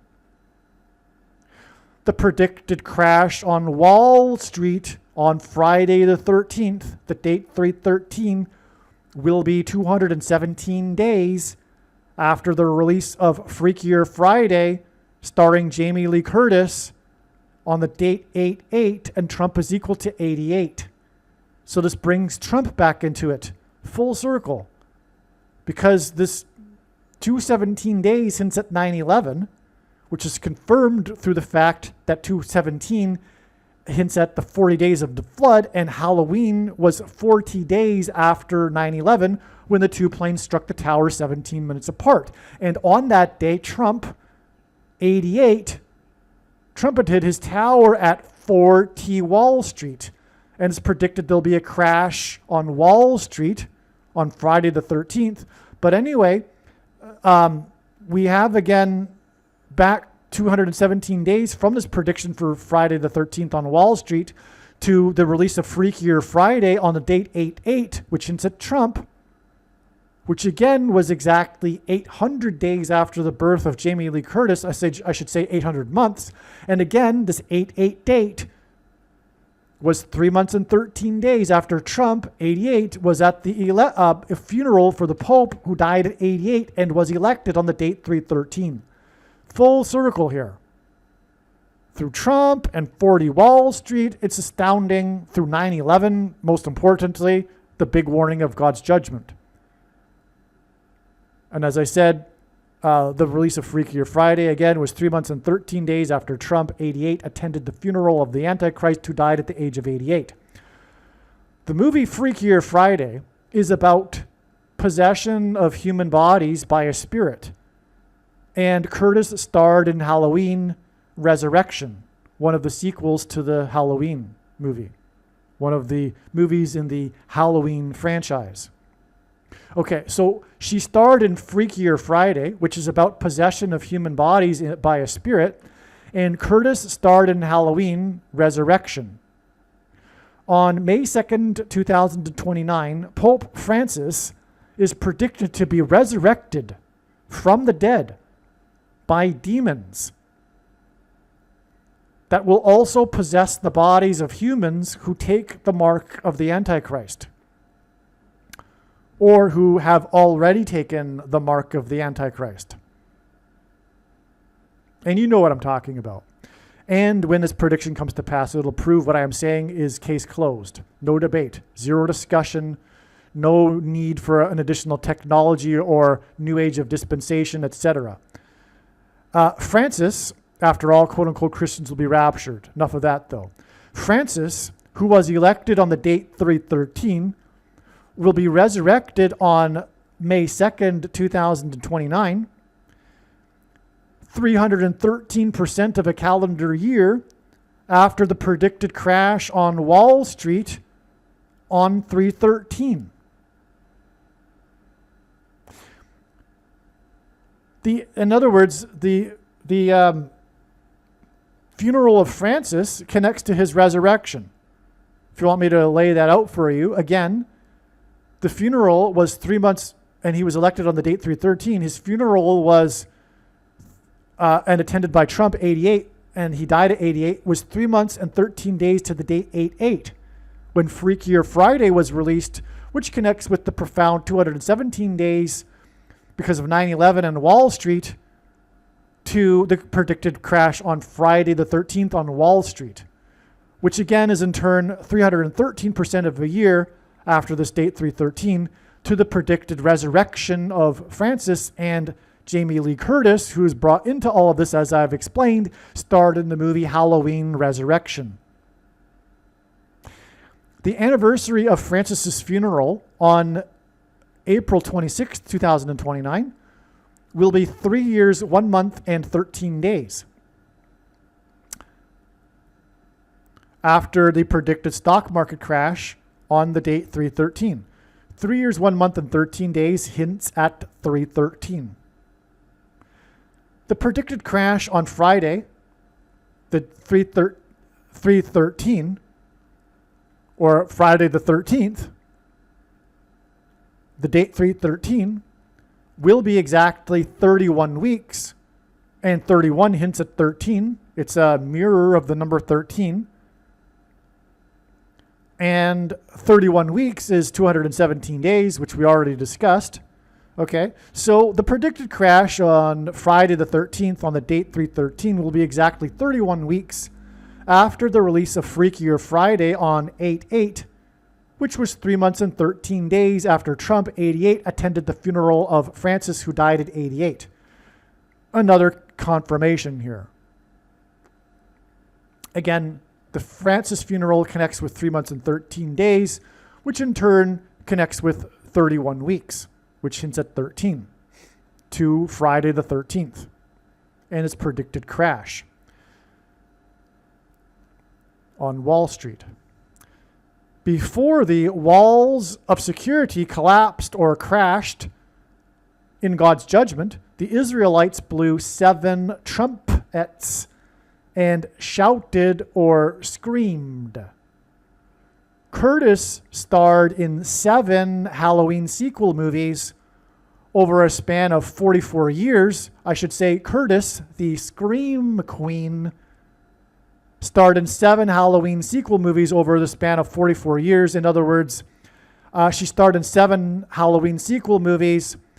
The Scream Queen and the Israelites shouted and screamed after the 7 trumpets were blown.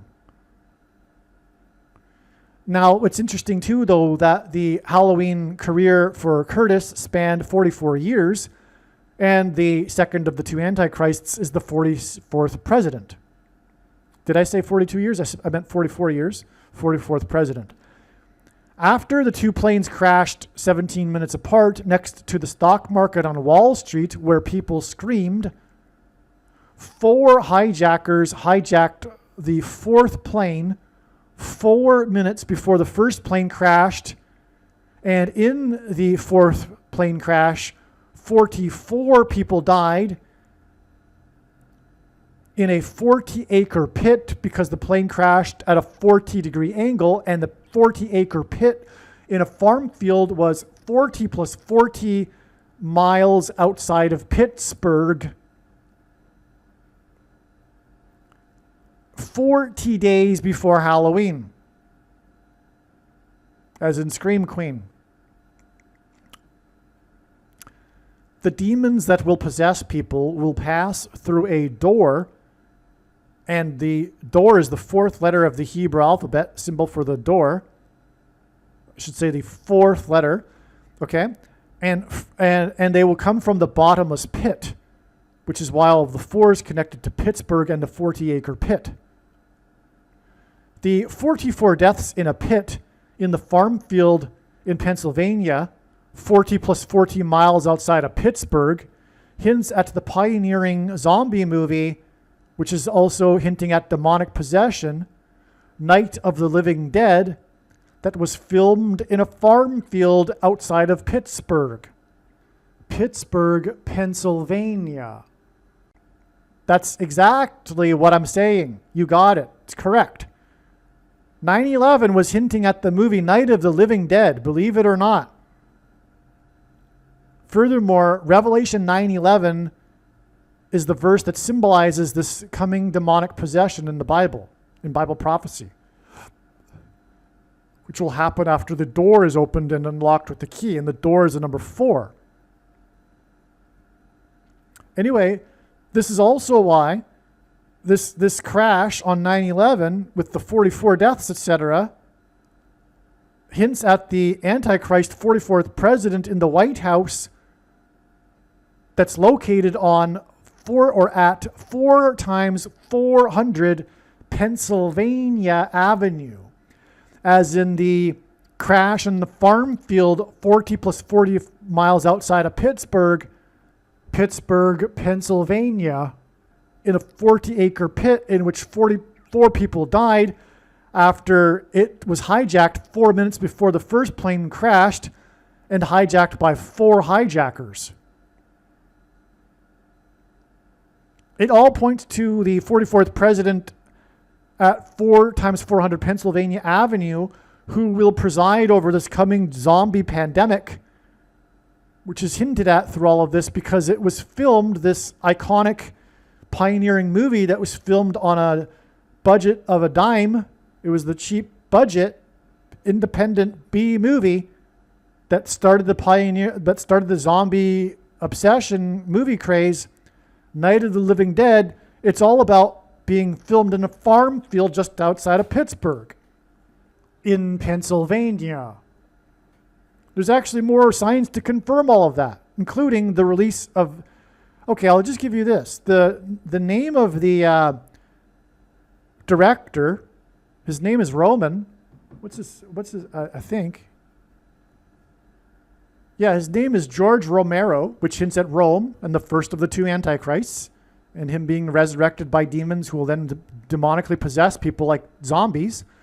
George Romero, okay, and he made this movie, and he also made another documentary later, a few years ago, that was released on, I forget which date, but in October of 2016.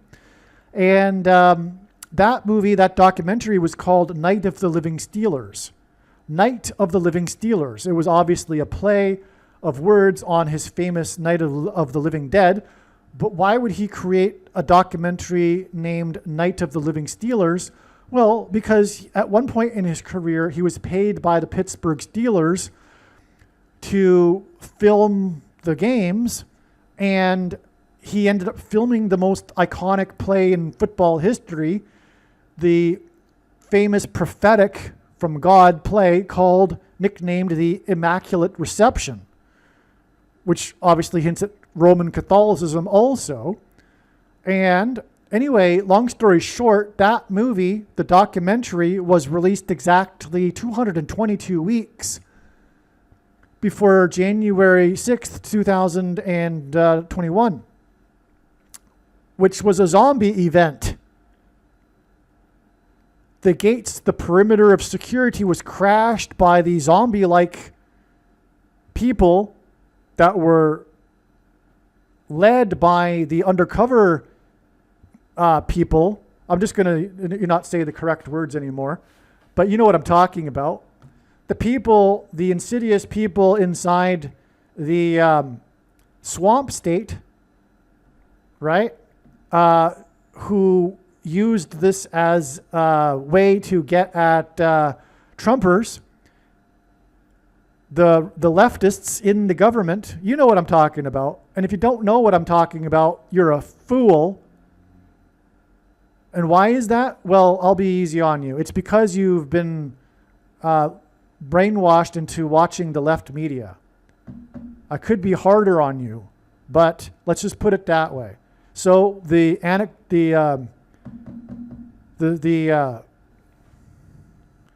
antidote to the poison you've been taking is to stop it. Stop watching the mainstream left media, which is also controlled by these same operatives behind the scenes. Okay? So anyway, that's another subject. But 222 weeks because the mark of the Antichrist is symbolized by the number 22 in God's signs. Okay, and so people are going to be demonically possessed through the mark of the Antichrist, which is the thing, and you know what I'm talking about.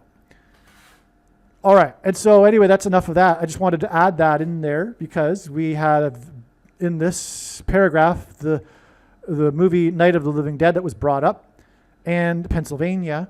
And speaking of the White House, which was shoplifted, and then there was the protest over the shoplifting, we had also a very evil thing happen there too, which was the crashing of the perimeter of security, just like in the movie Night of the Living Dead, by zombie-like people who walked around like zombies, not like aggressive and, but just walked around really slowly and quietly around the inside the Capitol building that day, like zombies. Didn't really know what they were doing, just walking around dazed and confused, just like zombies. It's all a prophetic sign. And everything that I'm saying will be proven to be true when the prediction comes to pass.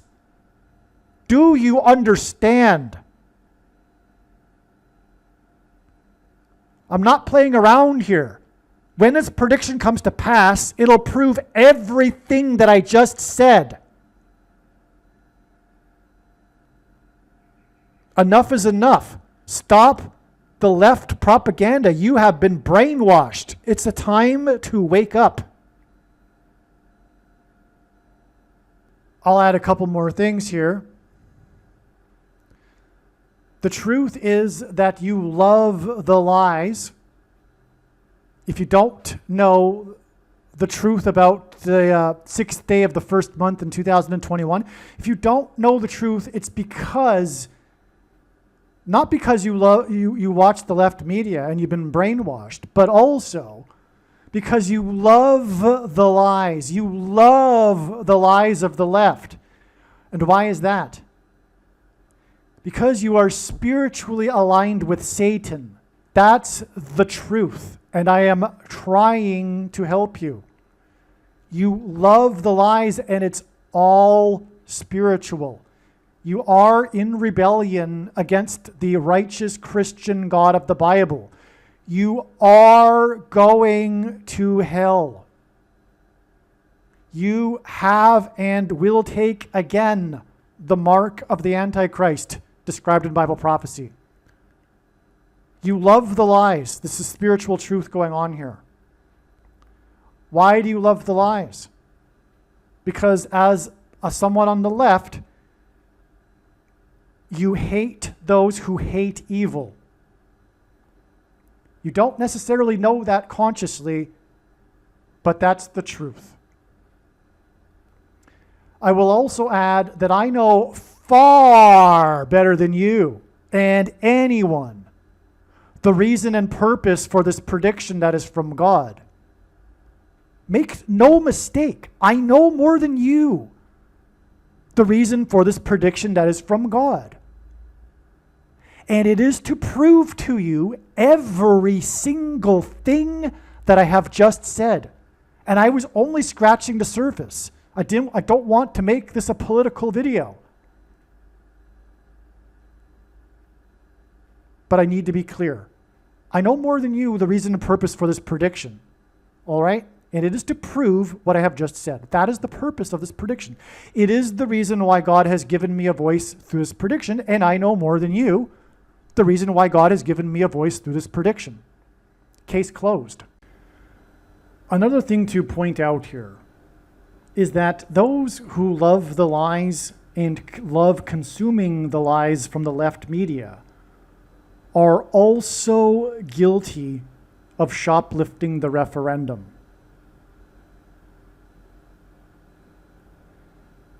Those who love consuming the lies of the left from the left media are also guilty. They are participants. And one thing that they have participated in that is evil over the last years is the shoplifting of the referendum.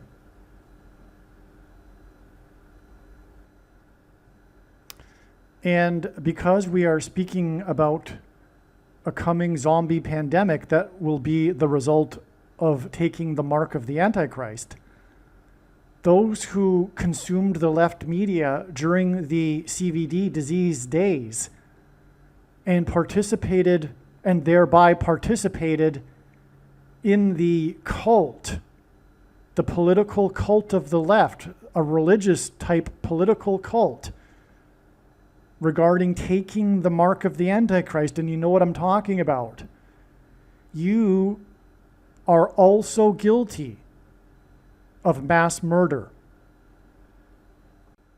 You need to repent of these things.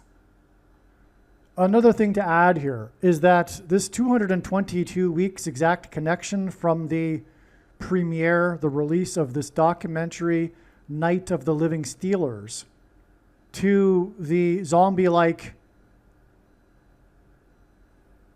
crashing of the security perimeter of the Capitol building is also relevant because Night of the Living Stealers is all about Pennsylvania, the farm field in which first of all, the Night of the Living, the Steelers play in Pittsburgh, Pennsylvania, which is where the movie was filmed, in the farm field near Pittsburgh, Pennsylvania, which is where the plane crashed on 9/11.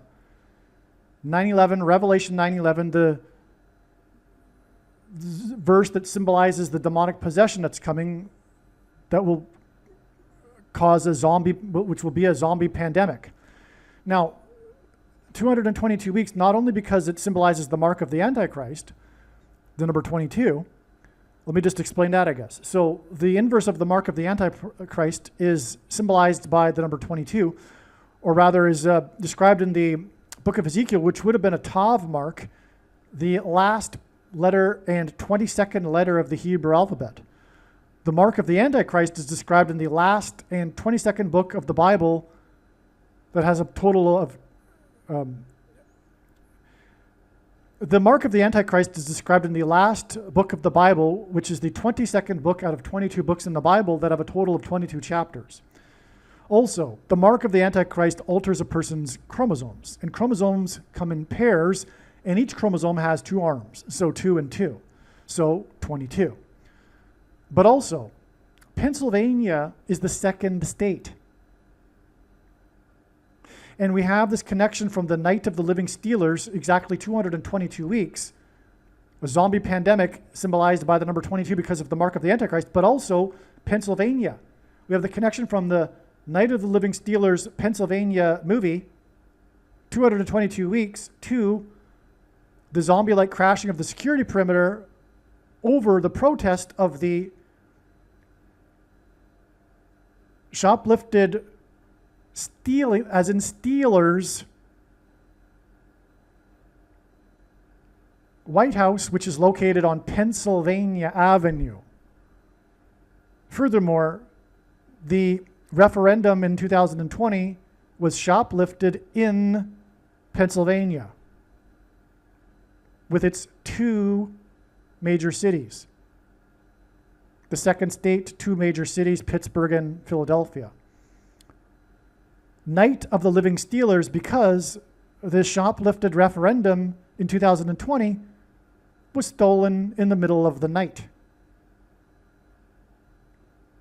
when the excess pieces of paper were brought in Detroit, in Atlanta, and Philadelphia in the middle of the night. Night of the Living Stealers. On 9/11, the 4 hijackers hijacked the 4th plane 4 minutes before the first plane crashed into the tower next to Wall Street.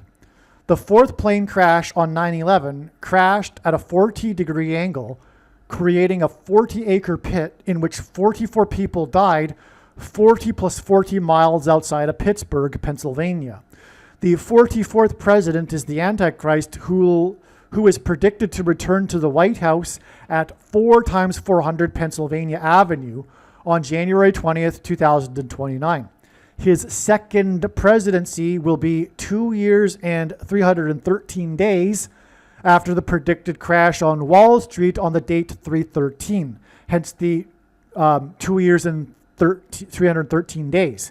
Second presidency, date 313. 3 divided by 13 is equal to 0.230. And this is hinting at the number 23, which is Obama's number in high school basketball, which is why he is the basketball president, who, for one thing, built a basketball court next to the White House. The book of Ezra is about a collapsed wall of security, and Ezra 2:13, which since at 2 years and 313 days, identifies Obama as the Antichrist. How is that? Well, this passage, because in the book of Revelation, it says that the number of the Antichrist is 666, and it is to be calculated, and it is the number of a man's name. And it is for those who are wise to understand. Well, if we are wise, we have another 666 in the Bible in Ezra 2:13 that is associated with a man's name, Adonikam. And it so happens that the name Adonikam is equal to 68 in simple English gematria, A equals 1, B equals 2, C equals 3, and so is the name Barack Obama. Adonikam is equal to 408 in English gematria, and so is the name Barack Obama. And so this is how, one way, the second of the two antichrists is identified through the prophecy about the number 666. Incidentally, the title of the first Antichrist on a very important document in the history of Roman Catholicism is Vicarius Filii Dei, the representative of God. Vicarius Filii Dei, the representative of the Son of God, which popes claim to be, which is blasphemy. And anyway, that is it's a Roman title. It's Latin, and Latin Roman letters are also numbers. And when we convert Vicarius Filii Dei to Roman numerals, the sum of the Roman numerals is 666. Okay. Now, so back to what I was saying though. The book of Ezra is about a wall of security, a collapsed wall of security, and Ezra 2:13 identifies Obama as the Antichrist. 2 years and 313 days is also 2 years, 10 months, and 7 days, which hints at the two planes that crashed next to Wall Street 17 minutes apart. And again, on that same day was the 44 deaths in the pit, 40-acre pit, 40 plus 40 miles outside of Pittsburgh, in a plane hijacked by 4 people, the fourth plane of the day, and it was hijacked 4 minutes before the first plane struck, before the other plane struck 17 minutes later. So what I am doing here is I'm demonstrating how this predicted crash on Wall Street, which is near where the 9/11 events took place, on this 313 date, will in turn prophetically connect to the return of the Antichrist, the 44th president, on January 20th, 2029. Okay, and again, not only is it 2 years and 313 days, which I explained how that's relevant, but it's also 2 years, 10 months, and 7 days, which is also very relevant as well. Because again, the two planes crashed next to Wall Street 17 minutes apart. And again, this date is about the predicted crash on Wall Street, which obviously hints at the crashes next to Wall Street, which is why this is relevant. The 2 years, 10 months, and 7 days is relevant from this predicted crash on Wall Street.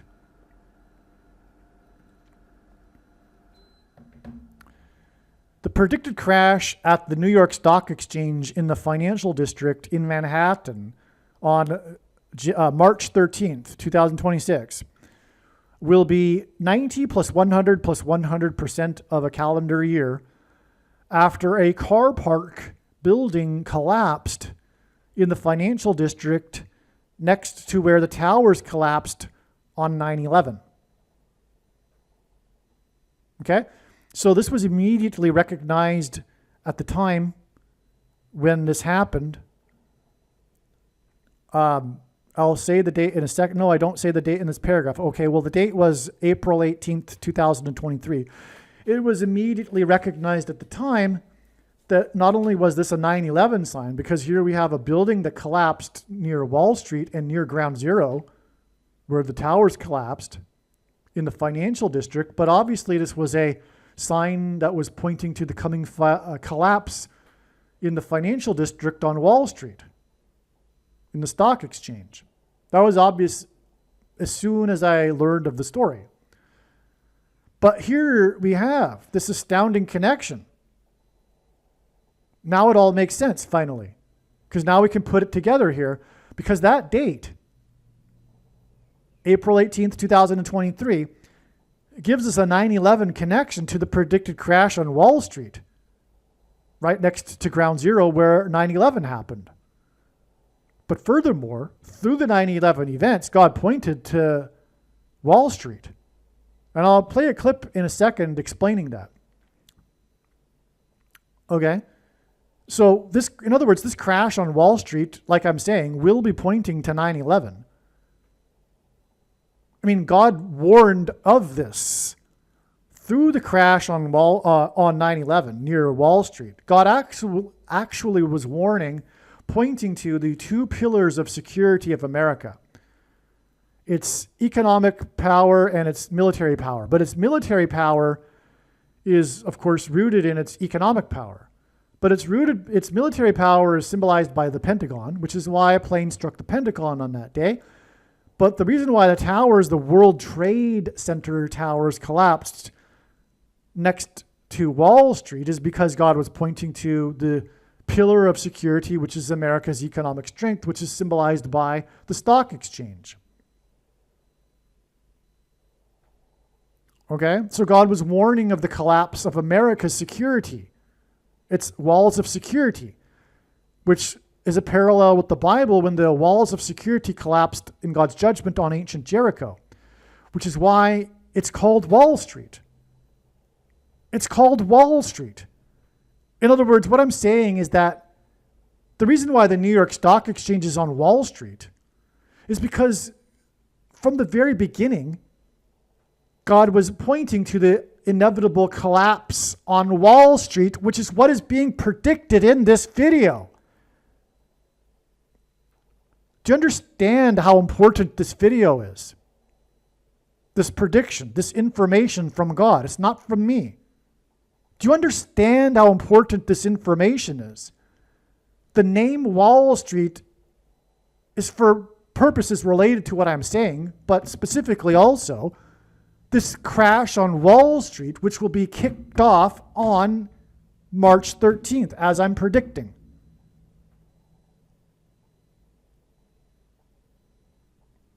From the very beginning, Wall Street was named for what I am predicting. The collapse of America's security. The end of America. The end times, not just for America, for the world. But America is God's focus. America is God's Gentile nation. For those who are confused on this subject, America is an Israel. It is an Israel. It is a chosen nation. Sometimes people ask me, why are you always so focused on signs in America? And the answer is, because God is. I'm just watching God's signs, and they are all about America. Well, not all. There are, of course, a certain percentage of the signs about Israel. But the two are the same. They're both God's chosen nations.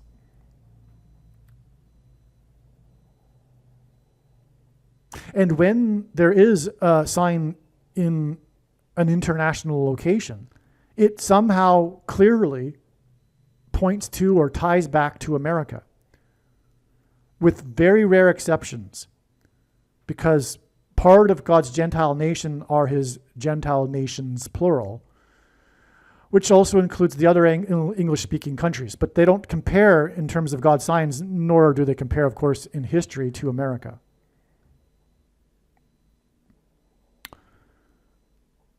Okay. So, now what I'm saying here is that we have this collapse of the financial district car park and a connection with 9/11 to the predicted crash on Wall Street. And again, I'll play a clip. I'll show you how Wall Street was pointed to through the events of 9/11. Now, so let's just continue this paragraph, and then I'll play that clip that I just said I would. The car park was 4 stories high, and at the time, 4 New York City sheriff's cars were in the car park. 4 people went to the hospital. The 4-story car park collapsed at 4 p.m., which happens to be the closing time of the New York Stock Exchange. And that too is symbolic because it's the closing time of the stock market. And actually what's being predicted is in fact a closure of the stock market before the normal closing time of the day. That would require a 20% loss in the Dow on March 13th.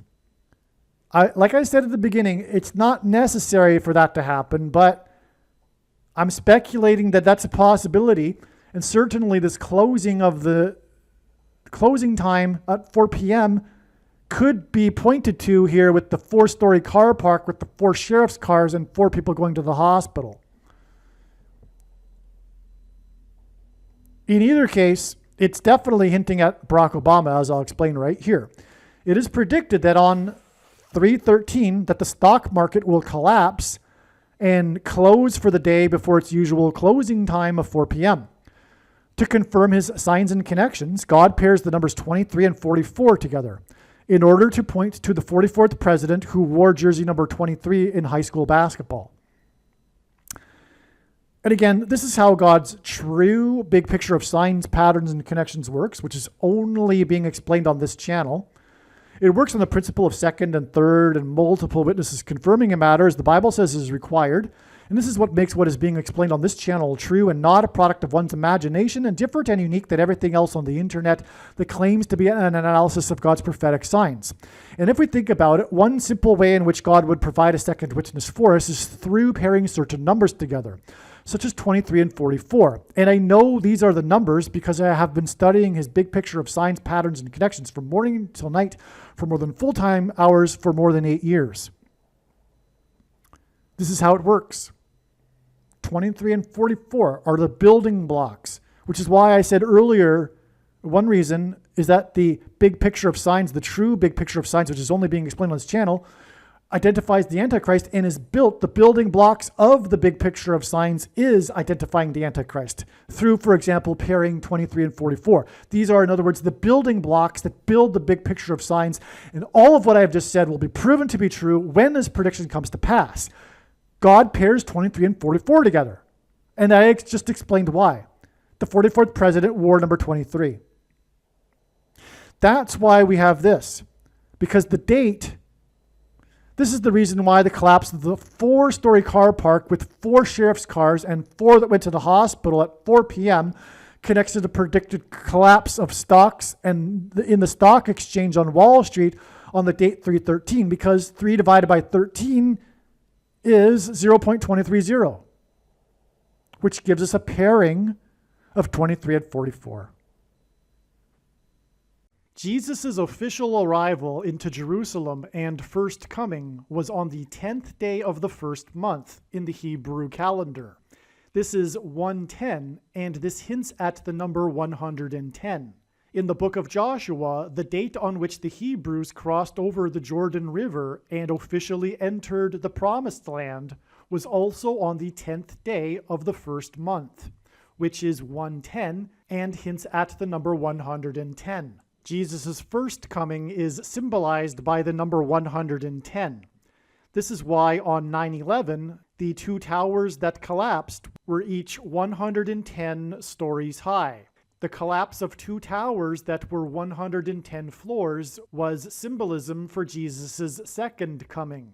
In the book of Joshua in the Bible, Joshua died at the age of 110. Joshua led the Hebrews around the security walls of the ancient city of Jericho before they collapsed in judgment. On 9/11, the Twin Towers, which were 110 stories high, collapsed, engendering a small earthquake that cracked the foundation of Federal Hall, where George Washington was inaugurated, on Wall Street. President George Washington was a founding father, and his inauguration as the first president was a symbolic founding of the nation.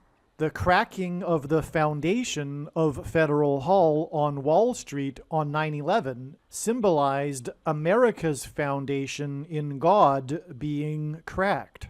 This is because after Washington's inauguration at Federal Hall, he then walked down Wall Street to Trinity Chapel, where he consecrated the nation to God, saying that if the nation were to ever turn away from God, it would lose its blessings. After 9/11, Trinity Chapel was called the Miracle Chapel, as it was the only building at Ground Zero to have survived. It did not even suffer a broken window due to the 70-year-old sycamore tree that was uprooted as it sheltered the chapel from the falling debris. In commemoration of this sycamore tree outside the chapel, today there is a huge bronze statue of its roots. In other words, through the 9/11 events, God was pointing to Trinity Chapel and Washington's covenantal consecration of the nation to God at Trinity Chapel.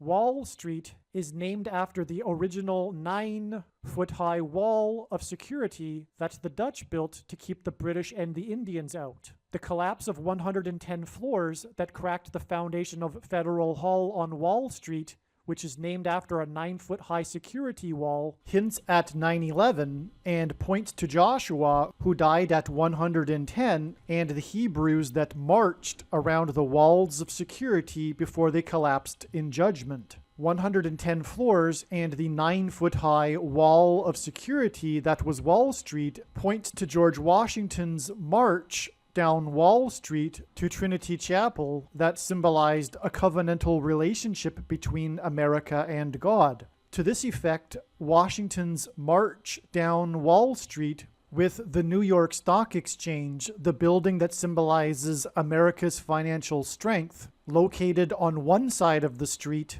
and Federal Hall, the building that symbolizes America's governmental and institutional strength on the other side, also pointed to the cutting rights ritual practiced in ancient Israel that was used in Abraham's and God's ritual walk in their covenant that is described in Genesis 15.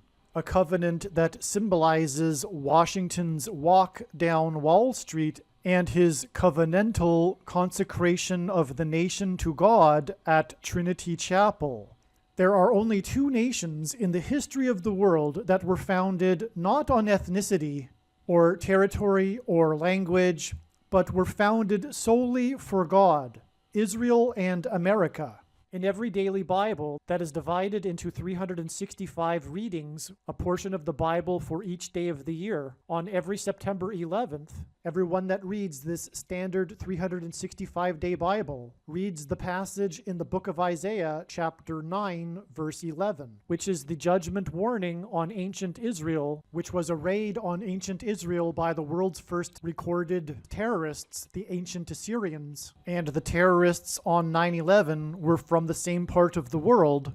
The Assyrians raided the northern kingdom of Israel first, and then later the southern kingdom of Judah was destroyed, which is why the terrorists on 9/11 hit the North Tower first, followed 17 minutes later by the South Tower. And this Isaiah 9:11 passage includes a mention of collapsed buildings and uprooted sycamore trees.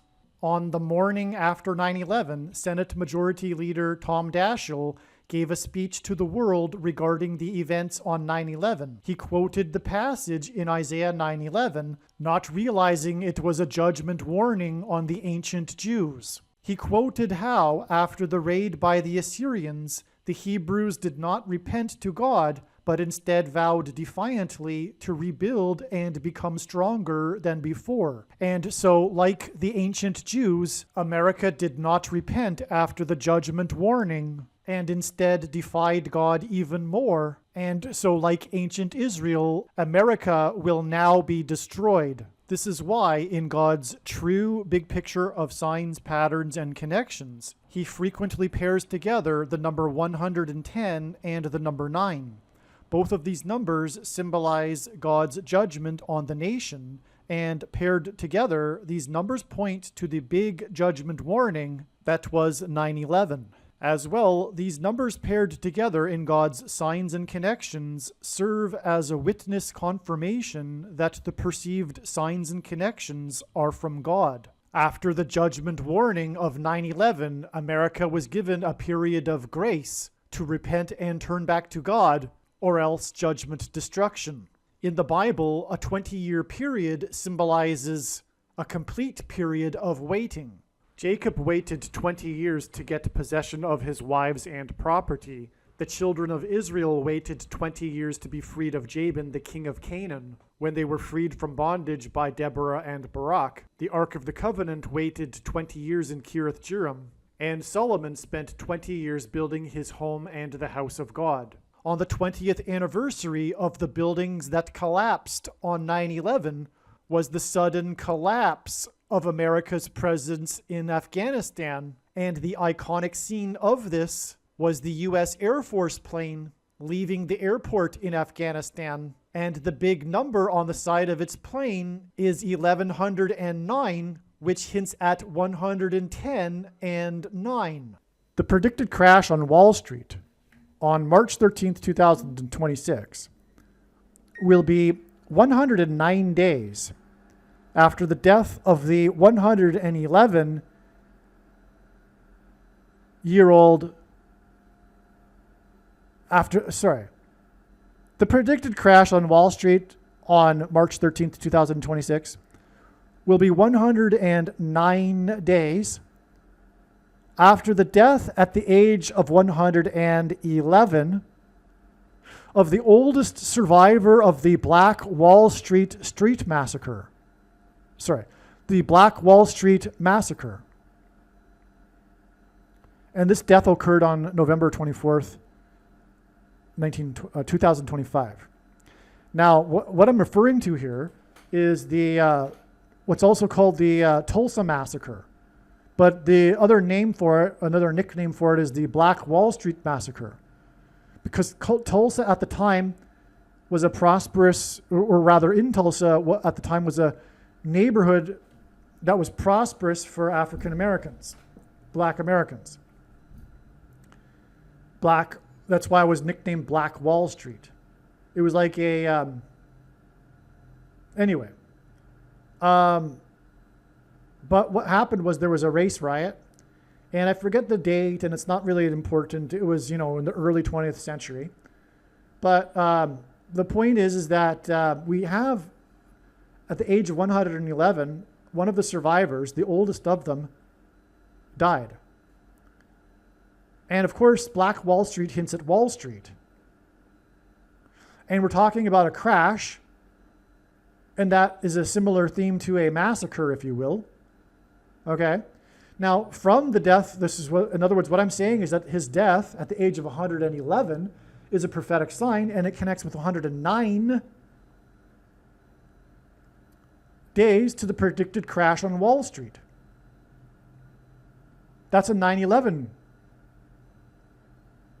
sign. That makes this 109 days and 111 years old, hints at the crashes on 9/11 next to Wall Street. Also, 109 is also the 9 plus 10 plus 10th prime number, which is another 9/11. So if you thought that was a stretch for some reason, because I don't, well, this is a second witness confirmation, because 109 is also hinting at 9/11. The death of the oldest survivor of the Black Wall Street massacre on November 24th was exactly the 191st prime number of months after the crash on Wall Street on October 24th, 1929, known as Black Thursday. Black Thursday was the kickoff event, the Black Swan financial event, the unexpected, sudden, initial crash of the 1929 stock market crash, which to this date, I'm pretty sure was the biggest crash in history. I could be wrong. There might have been a crash back in the like 1700s or something that was bigger. I'm not sure. But the point is that this is huge because what's being predicted for this Friday is a Black Friday. And like Black Thursday, will be the initial kickoff to the biggest crash in history. Which is why this all connects through Black Wall Street. And again, this 191st prime number of months obviously hints at 9/11. By the way, that's 1,153 months if I remember correctly. Okay, so from Black Thursday, we have a 9/11 connection to the death of the oldest survivor of the Black Wall Street massacre. And that in turn connects with two 9/11 connections to the predicted crash on Wall Street, Black Friday, a Black Swan Black Friday event that's being predicted. Amazing. It is predicted that on March 13th, 2026, there will be a Black Swan event in the stock market. One of the best examples in history of a Black Swan event in the stock market was Black Monday in October of 1987, when the Dow index lost a record 23% in one day. God pairs 9, 23, and 44 together to confirm his signs, patterns, and connections. This is because the 44th president, who was inaugurated in 2009, wore jersey number 23 in high school basketball. Okay, again, these are the building blocks of God's signs. These are the building blocks of God's big picture of signs, patterns, and connections. His true big picture of signs, patterns, and connections, which is only being explained on this channel, which works on the principle of second and third and multiple witnesses confirming a matter, as the Bible says is required. And this is what makes what is being explained on this channel true and not a product of one's imagination and different and unique than everything else on the internet that claims to be an analysis of God's prophetic signs. And if we think about it, one simple way in which God would provide a second witness for us is through pairing certain numbers together, such as 9, 23, and 44. And I know these are the numbers because I have been studying his big picture of signs, patterns, and connections from morning till night for more than full-time hours for more than 8 years. That said, I recognize that these are the building blocks. The pairing of 9, 23, and 44 is the building blocks of God's signs 6, 7 years ago, near the beginning of all of this. So, okay, so what we have here is, I'm getting this out of the way here. What we have so far here is the Dow losing 23% in one day, which was a record, and God uses records for signs. Okay, this was a record 23% loss in one day. This is still to date the largest percentage of loss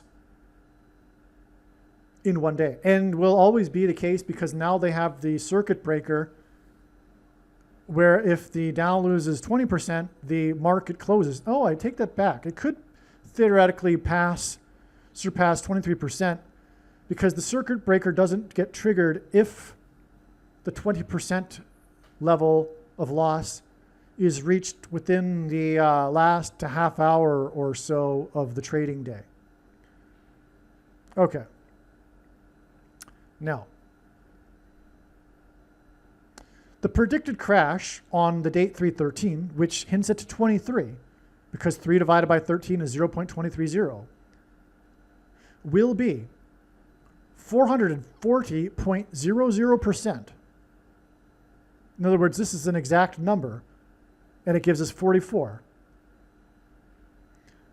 Of a calendar year after the crash of an MD-87 plane owned by a company named 987 Investments LLC, on the anniversary of the Black Monday crash in 1987. And if you didn't get that, the MD McDonnell Douglas 87 model plane owned by 987 Investments hints at the year 1987.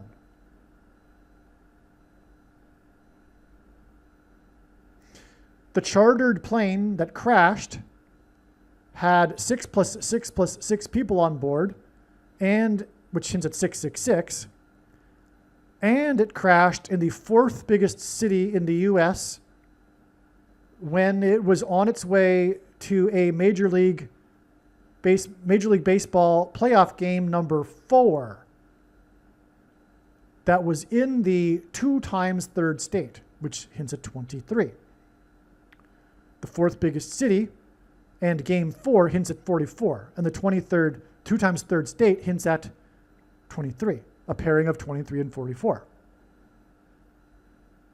which, as I just said, also connects with 440% to the date that hints at 23,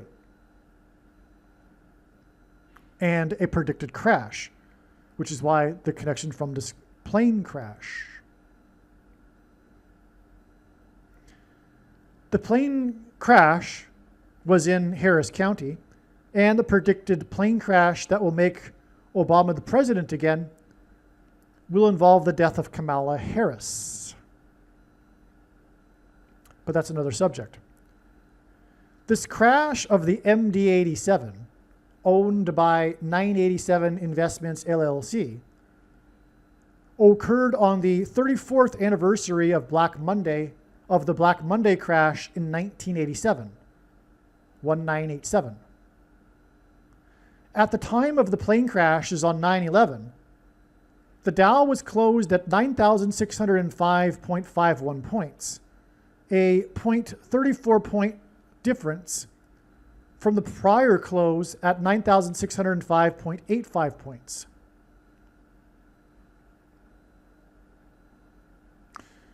$9,605, incidentally, hints at 9 and 6 plus 5 and 11, which hints at 9/11.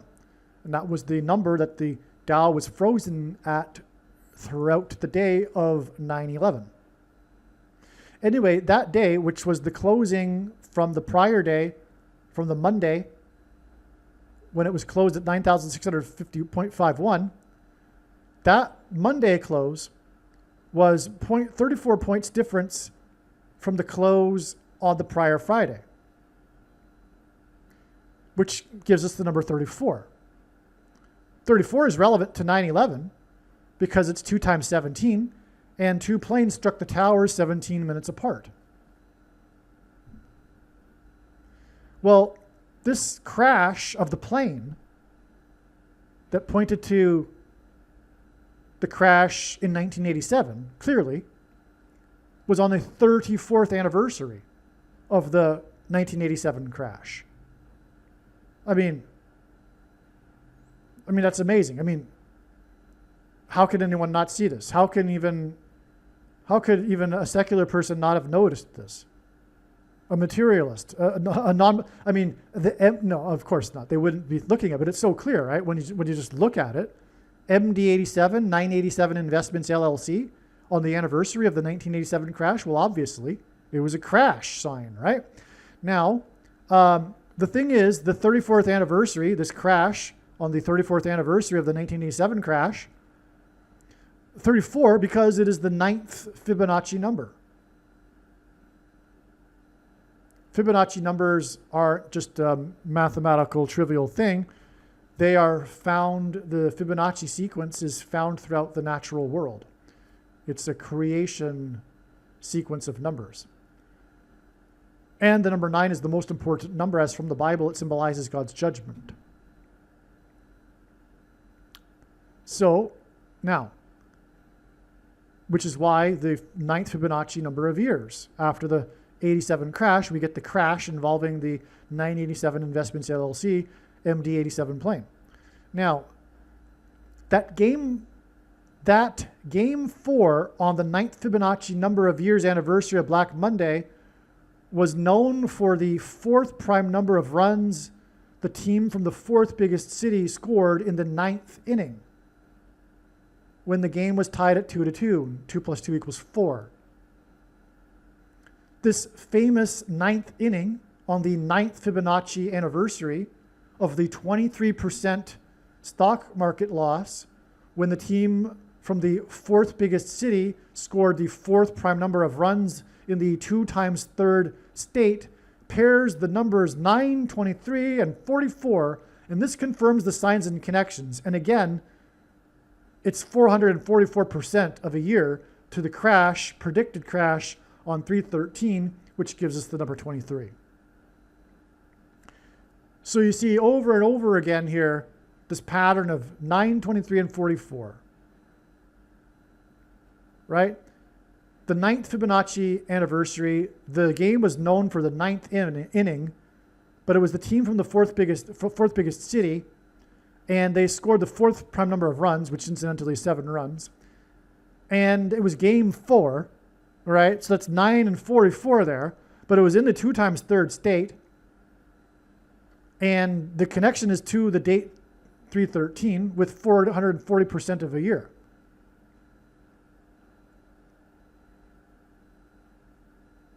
All right.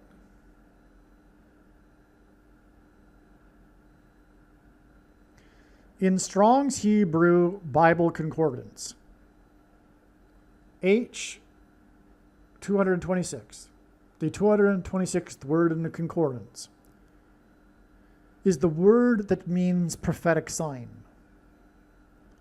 On Black Monday in 1987, the Dow lost 22.6%, which obviously hints at H 226, making this a prophetic sign. On the anniversary of the 1987 stock market crash of 22.6%, an MD87 owned by 987 Investments LLC crashed while on its way from the fourth biggest city to game number 4. This anniversary of the 22.6% loss was exactly 226 weeks before the 4th deadliest avalanche in U.S. history, when snow crashed from a mountain peak, as in stocks crashing from a high peak. 8 people were reported killed in the avalanche. That was near where Interstate 80 was closed at Donner Pass due to snow. Now, there's a lot prophetic significance to this Donner Pass connection, which I explain in the Donner Pass video. Make sure you watch that other video. I'm only scratching the surface of what's going on here. Now, okay, so 8 people died in the avalanche near where the Interstate 80 was closed at the Donner Pass due to snow. Just like the avalanche killed the people with snow. The skiing expedition was led by 4 guides. The snow suddenly crashed onto skiers led by 4 guides near the closed interstate highway on the same day that 4 people died in car crashes in a car pileup on the interstate highway in Colorado due to a sudden, quote unquote, brownout when soil was whipped up and blown over the interstate, making visibility not possible, causing the car pileup. The cars were northbound towards Denver, Colorado. And on this same day, the 80s coach of the Denver Nuggets died. The fourth deadliest avalanche and the 4 deaths in the crashes in Colorado were exactly 400 and plus 400. The fourth deadliest avalanche and the 4 deaths in crashes in Colorado were exactly 444 plus 444 plus 444 days after the Colorado Avalanche won the Stanley Cup. And God repeats the number 3 times for emphasis of its symbolic meaning. The 80s coach died on the same day of the death of the first serious black presidential candidate who ran for president in the 80s. Jesse Jackson was the founder of the Rainbow Coalition, and he died on the date 2/17, which is the date that the sudden and unexpected flood judgment began in the Bible, and the symbol of this judgment is a rainbow. The Rainbow Coalition guy died on the date 2/17, which is astounding because it hints at the rainbow. A black swan event is a sudden and unexpected event. The first black presidential candidate's run for president was a black swan event in American politics.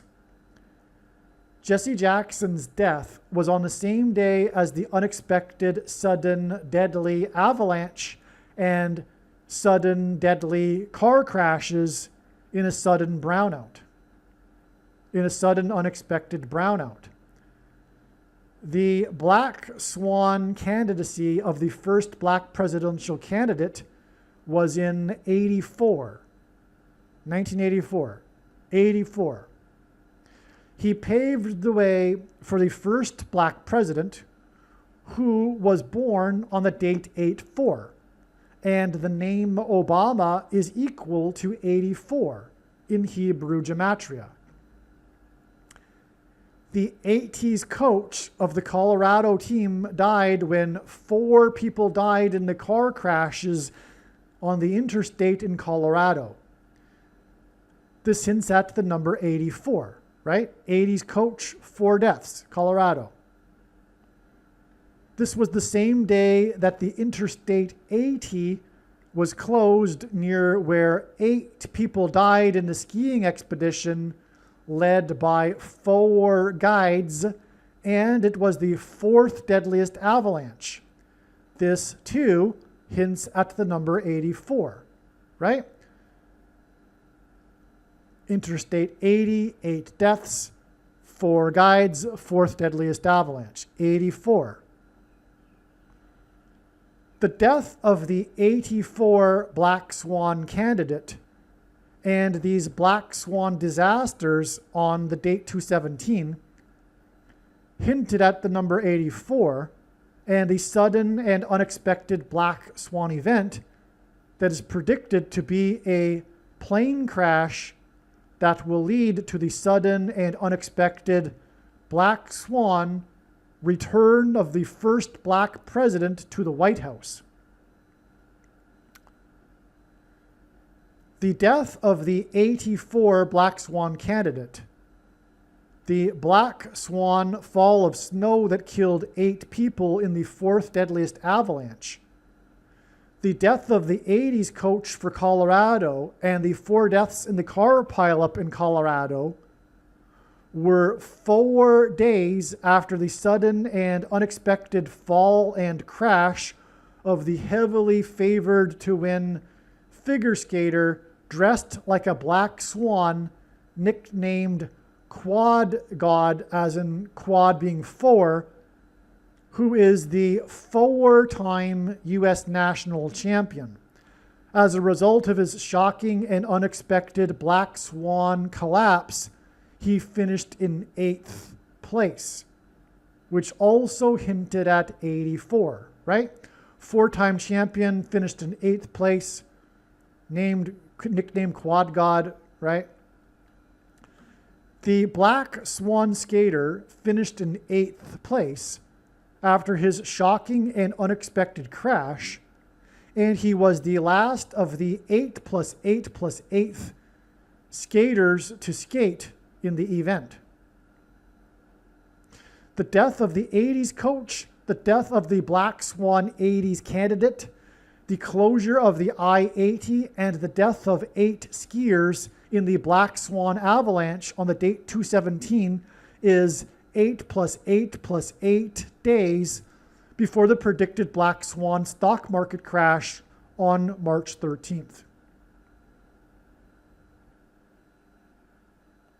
Also, this date 2/17, like I said, hints at the flood judgment, which began on the date 2/17, the unexpected sudden flood. And from the flood judgment, 8 people were rescued in the ark. All right? And that's why from this flood date,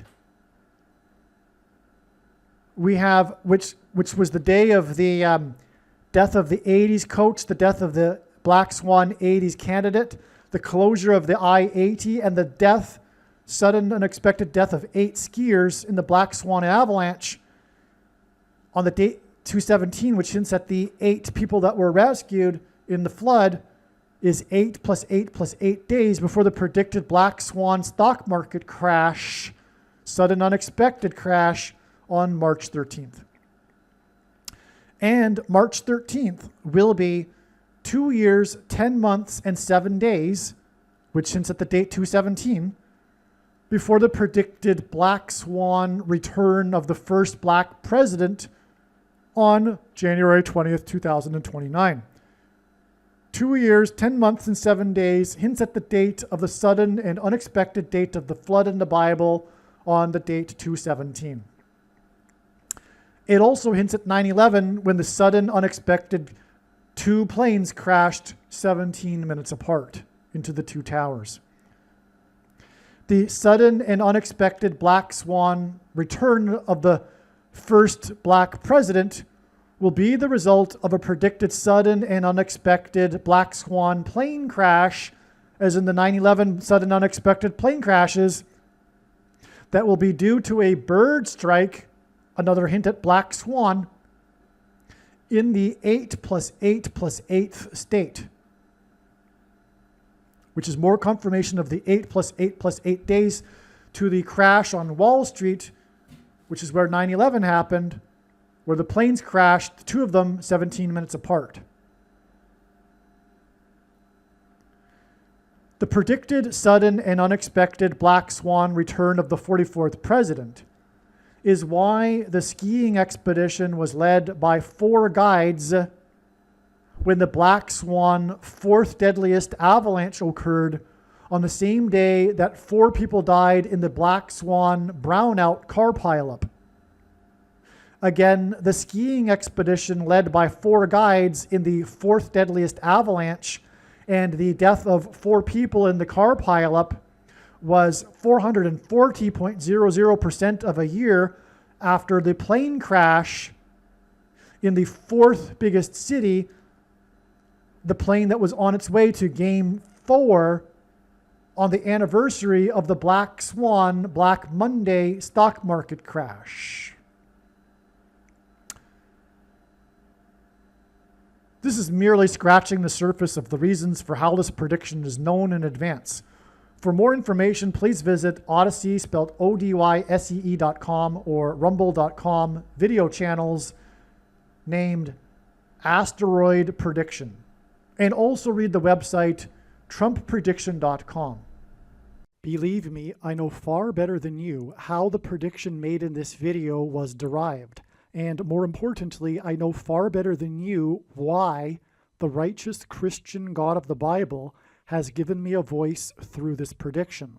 If you are a quote-unquote Christian or Muslim, this prediction was not learned through a demon.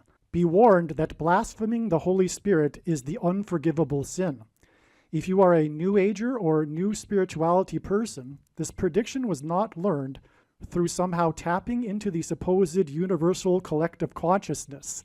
If you are a conspiracy theorist, this prediction was not learned through figuring out a supposed code that the Illuminati and Satanists are using. This prediction was learned through the Bible and through watching carefully the Lord's prophetic signs, which Jesus commanded all Christians to do. Besides proving that Jesus Christ is the Lord, the reason why God has given me a voice through this prediction is to prove that the controversial things that I am saying in the videos on this channel are the truth. Therefore, a wise person will want to watch all of the videos on this channel. What I will also do is create a video or two that summarizes some of the controversial things that the Lord will prove to be true when the prediction being made in this video comes to pass. I will leave links to these must-watch videos in the description box below this video. Again, the purpose of this prediction, that is from God, is to prove these things that I will talk about. And therefore, it would be foolish to not watch the videos that I will leave links for in the description box below this video. Aliens and UFOs are demons masquerading as aliens and UFOs. Most people's spiritual experiences are demonic deception, especially if they are not a true follower of Christ. In the last days, many people who claim to be a follower of Christ will have spiritual experiences that are in reality demonic. God became a man and died a horrible death at the hand of the ruler of this world, Satan, and then defeated death for you, so that you too can overcome death, which is the price that must be paid for sin. It is time to repent, which means to change one's ways and turn to God and become a disciple of Jesus. Do not listen to or follow the example of most quote-unquote Christians. Instead, follow the teachings of Jesus, which most quote-unquote Christians ignore. Like Jesus, you must surrender your life. Put nothing ahead of Jesus, your Lord. Like Jesus, you must lay down your life so that you may live. As Jesus said, one must die first, like a kernel of wheat going into the ground, in order to then grow and produce fruit. And like Jesus said, one must produce fruit, or else like a branch or a tree not producing fruit, they will be thrown into the fire. Jesus was speaking to quote-unquote Christians when he said this. One must die the self in order to be born again. And like Jesus said, one must be born again to enter the kingdom. Like Jesus, you must sacrifice your life for the sake of the coming kingdom. It means to do work that involves some form of sacrifice and risk. To have faith does not mean to intellectually agree. You need to demonstrate your faith through taking action. To have faith means to trust in God's promises. Taking action demonstrates trust and fear of the Lord. The primary reason that the wrath of God is coming upon America is quote-unquote Christians that do not get what I have just explained. The only reason a Christian is alive is in order to help other people become Christians and make it to the kingdom. Do not be deceived by those on the political left claiming to be quote-unquote Christians. There is no such thing as a Christian on today's political progressive left. Jesus said, "Do not think I have come to abolish or change any bit of the law or the prophets of the Old Testament Bible." In other words, the God of the Old Testament Bible is the exact same God of the New Testament Bible. It is essential that you learn about the God of the Bible and his ways. The God of the Old Testament Bible is looking to see who will fear him, and to fear God is not the same thing as quote-unquote revering or honoring God. Through Christ's ransom payment, a Christian is someone who has been redeemed and freed from slavery to sin and Satan. In response, a true Christian recognizes that their life in this world does not belong to them, and they become a willing slave to Jesus for the sake of the kingdom. Please leave a like and upvote the video, and once this prediction has come to pass, share this video with everyone you know, and more, don't stop sharing it everywhere in social media. And don't only put the link to this video or another video on this channel in comments sections of places you typically visit, but importantly, put the link to the video in places you never visit, where people who don't think like you visit. If you are a quote-unquote Christian, nothing in terms of an evangelism tool compares to this video with its prediction. It is a massive bag of gold. Beware of Jesus' warning through the quote-unquote Christian that did nothing with his bag of gold and was banished to hell. Also, read Ezekiel chapter 3 and 33 for this same warning. If you think you might be spending too much time watching videos instead of working and sacrificing for the kingdom through handing out flyers and potentially helping hundreds of people in the same length of time as a video, my flyer is filled with amazing information that people need to know right now, and it points people to the video channel. Now is not the time to be handing out typical evangelical tracts that are largely based in error anyway, such as, quote, Jesus loves you, unquote, for example. You can hand out the flyer on busy street corners, put them on car windshields in busy parking lots, and put them in mailboxes. Just send the file to your local print shop. You can download the file from the website. Please leave a like and upvote the video, and once this prediction has come to pass, share this video with everyone you know, and more, don't stop sharing it everywhere in social media. It is essential that everyone immediately read the homepage of my website, asteroidprediction.com. If you are watching this on the YouTube platform, please note that not all of the videos are on YouTube. You need to switch to the Odyssey.com or Rumble.com channel, and do it now in case you aren't able to later.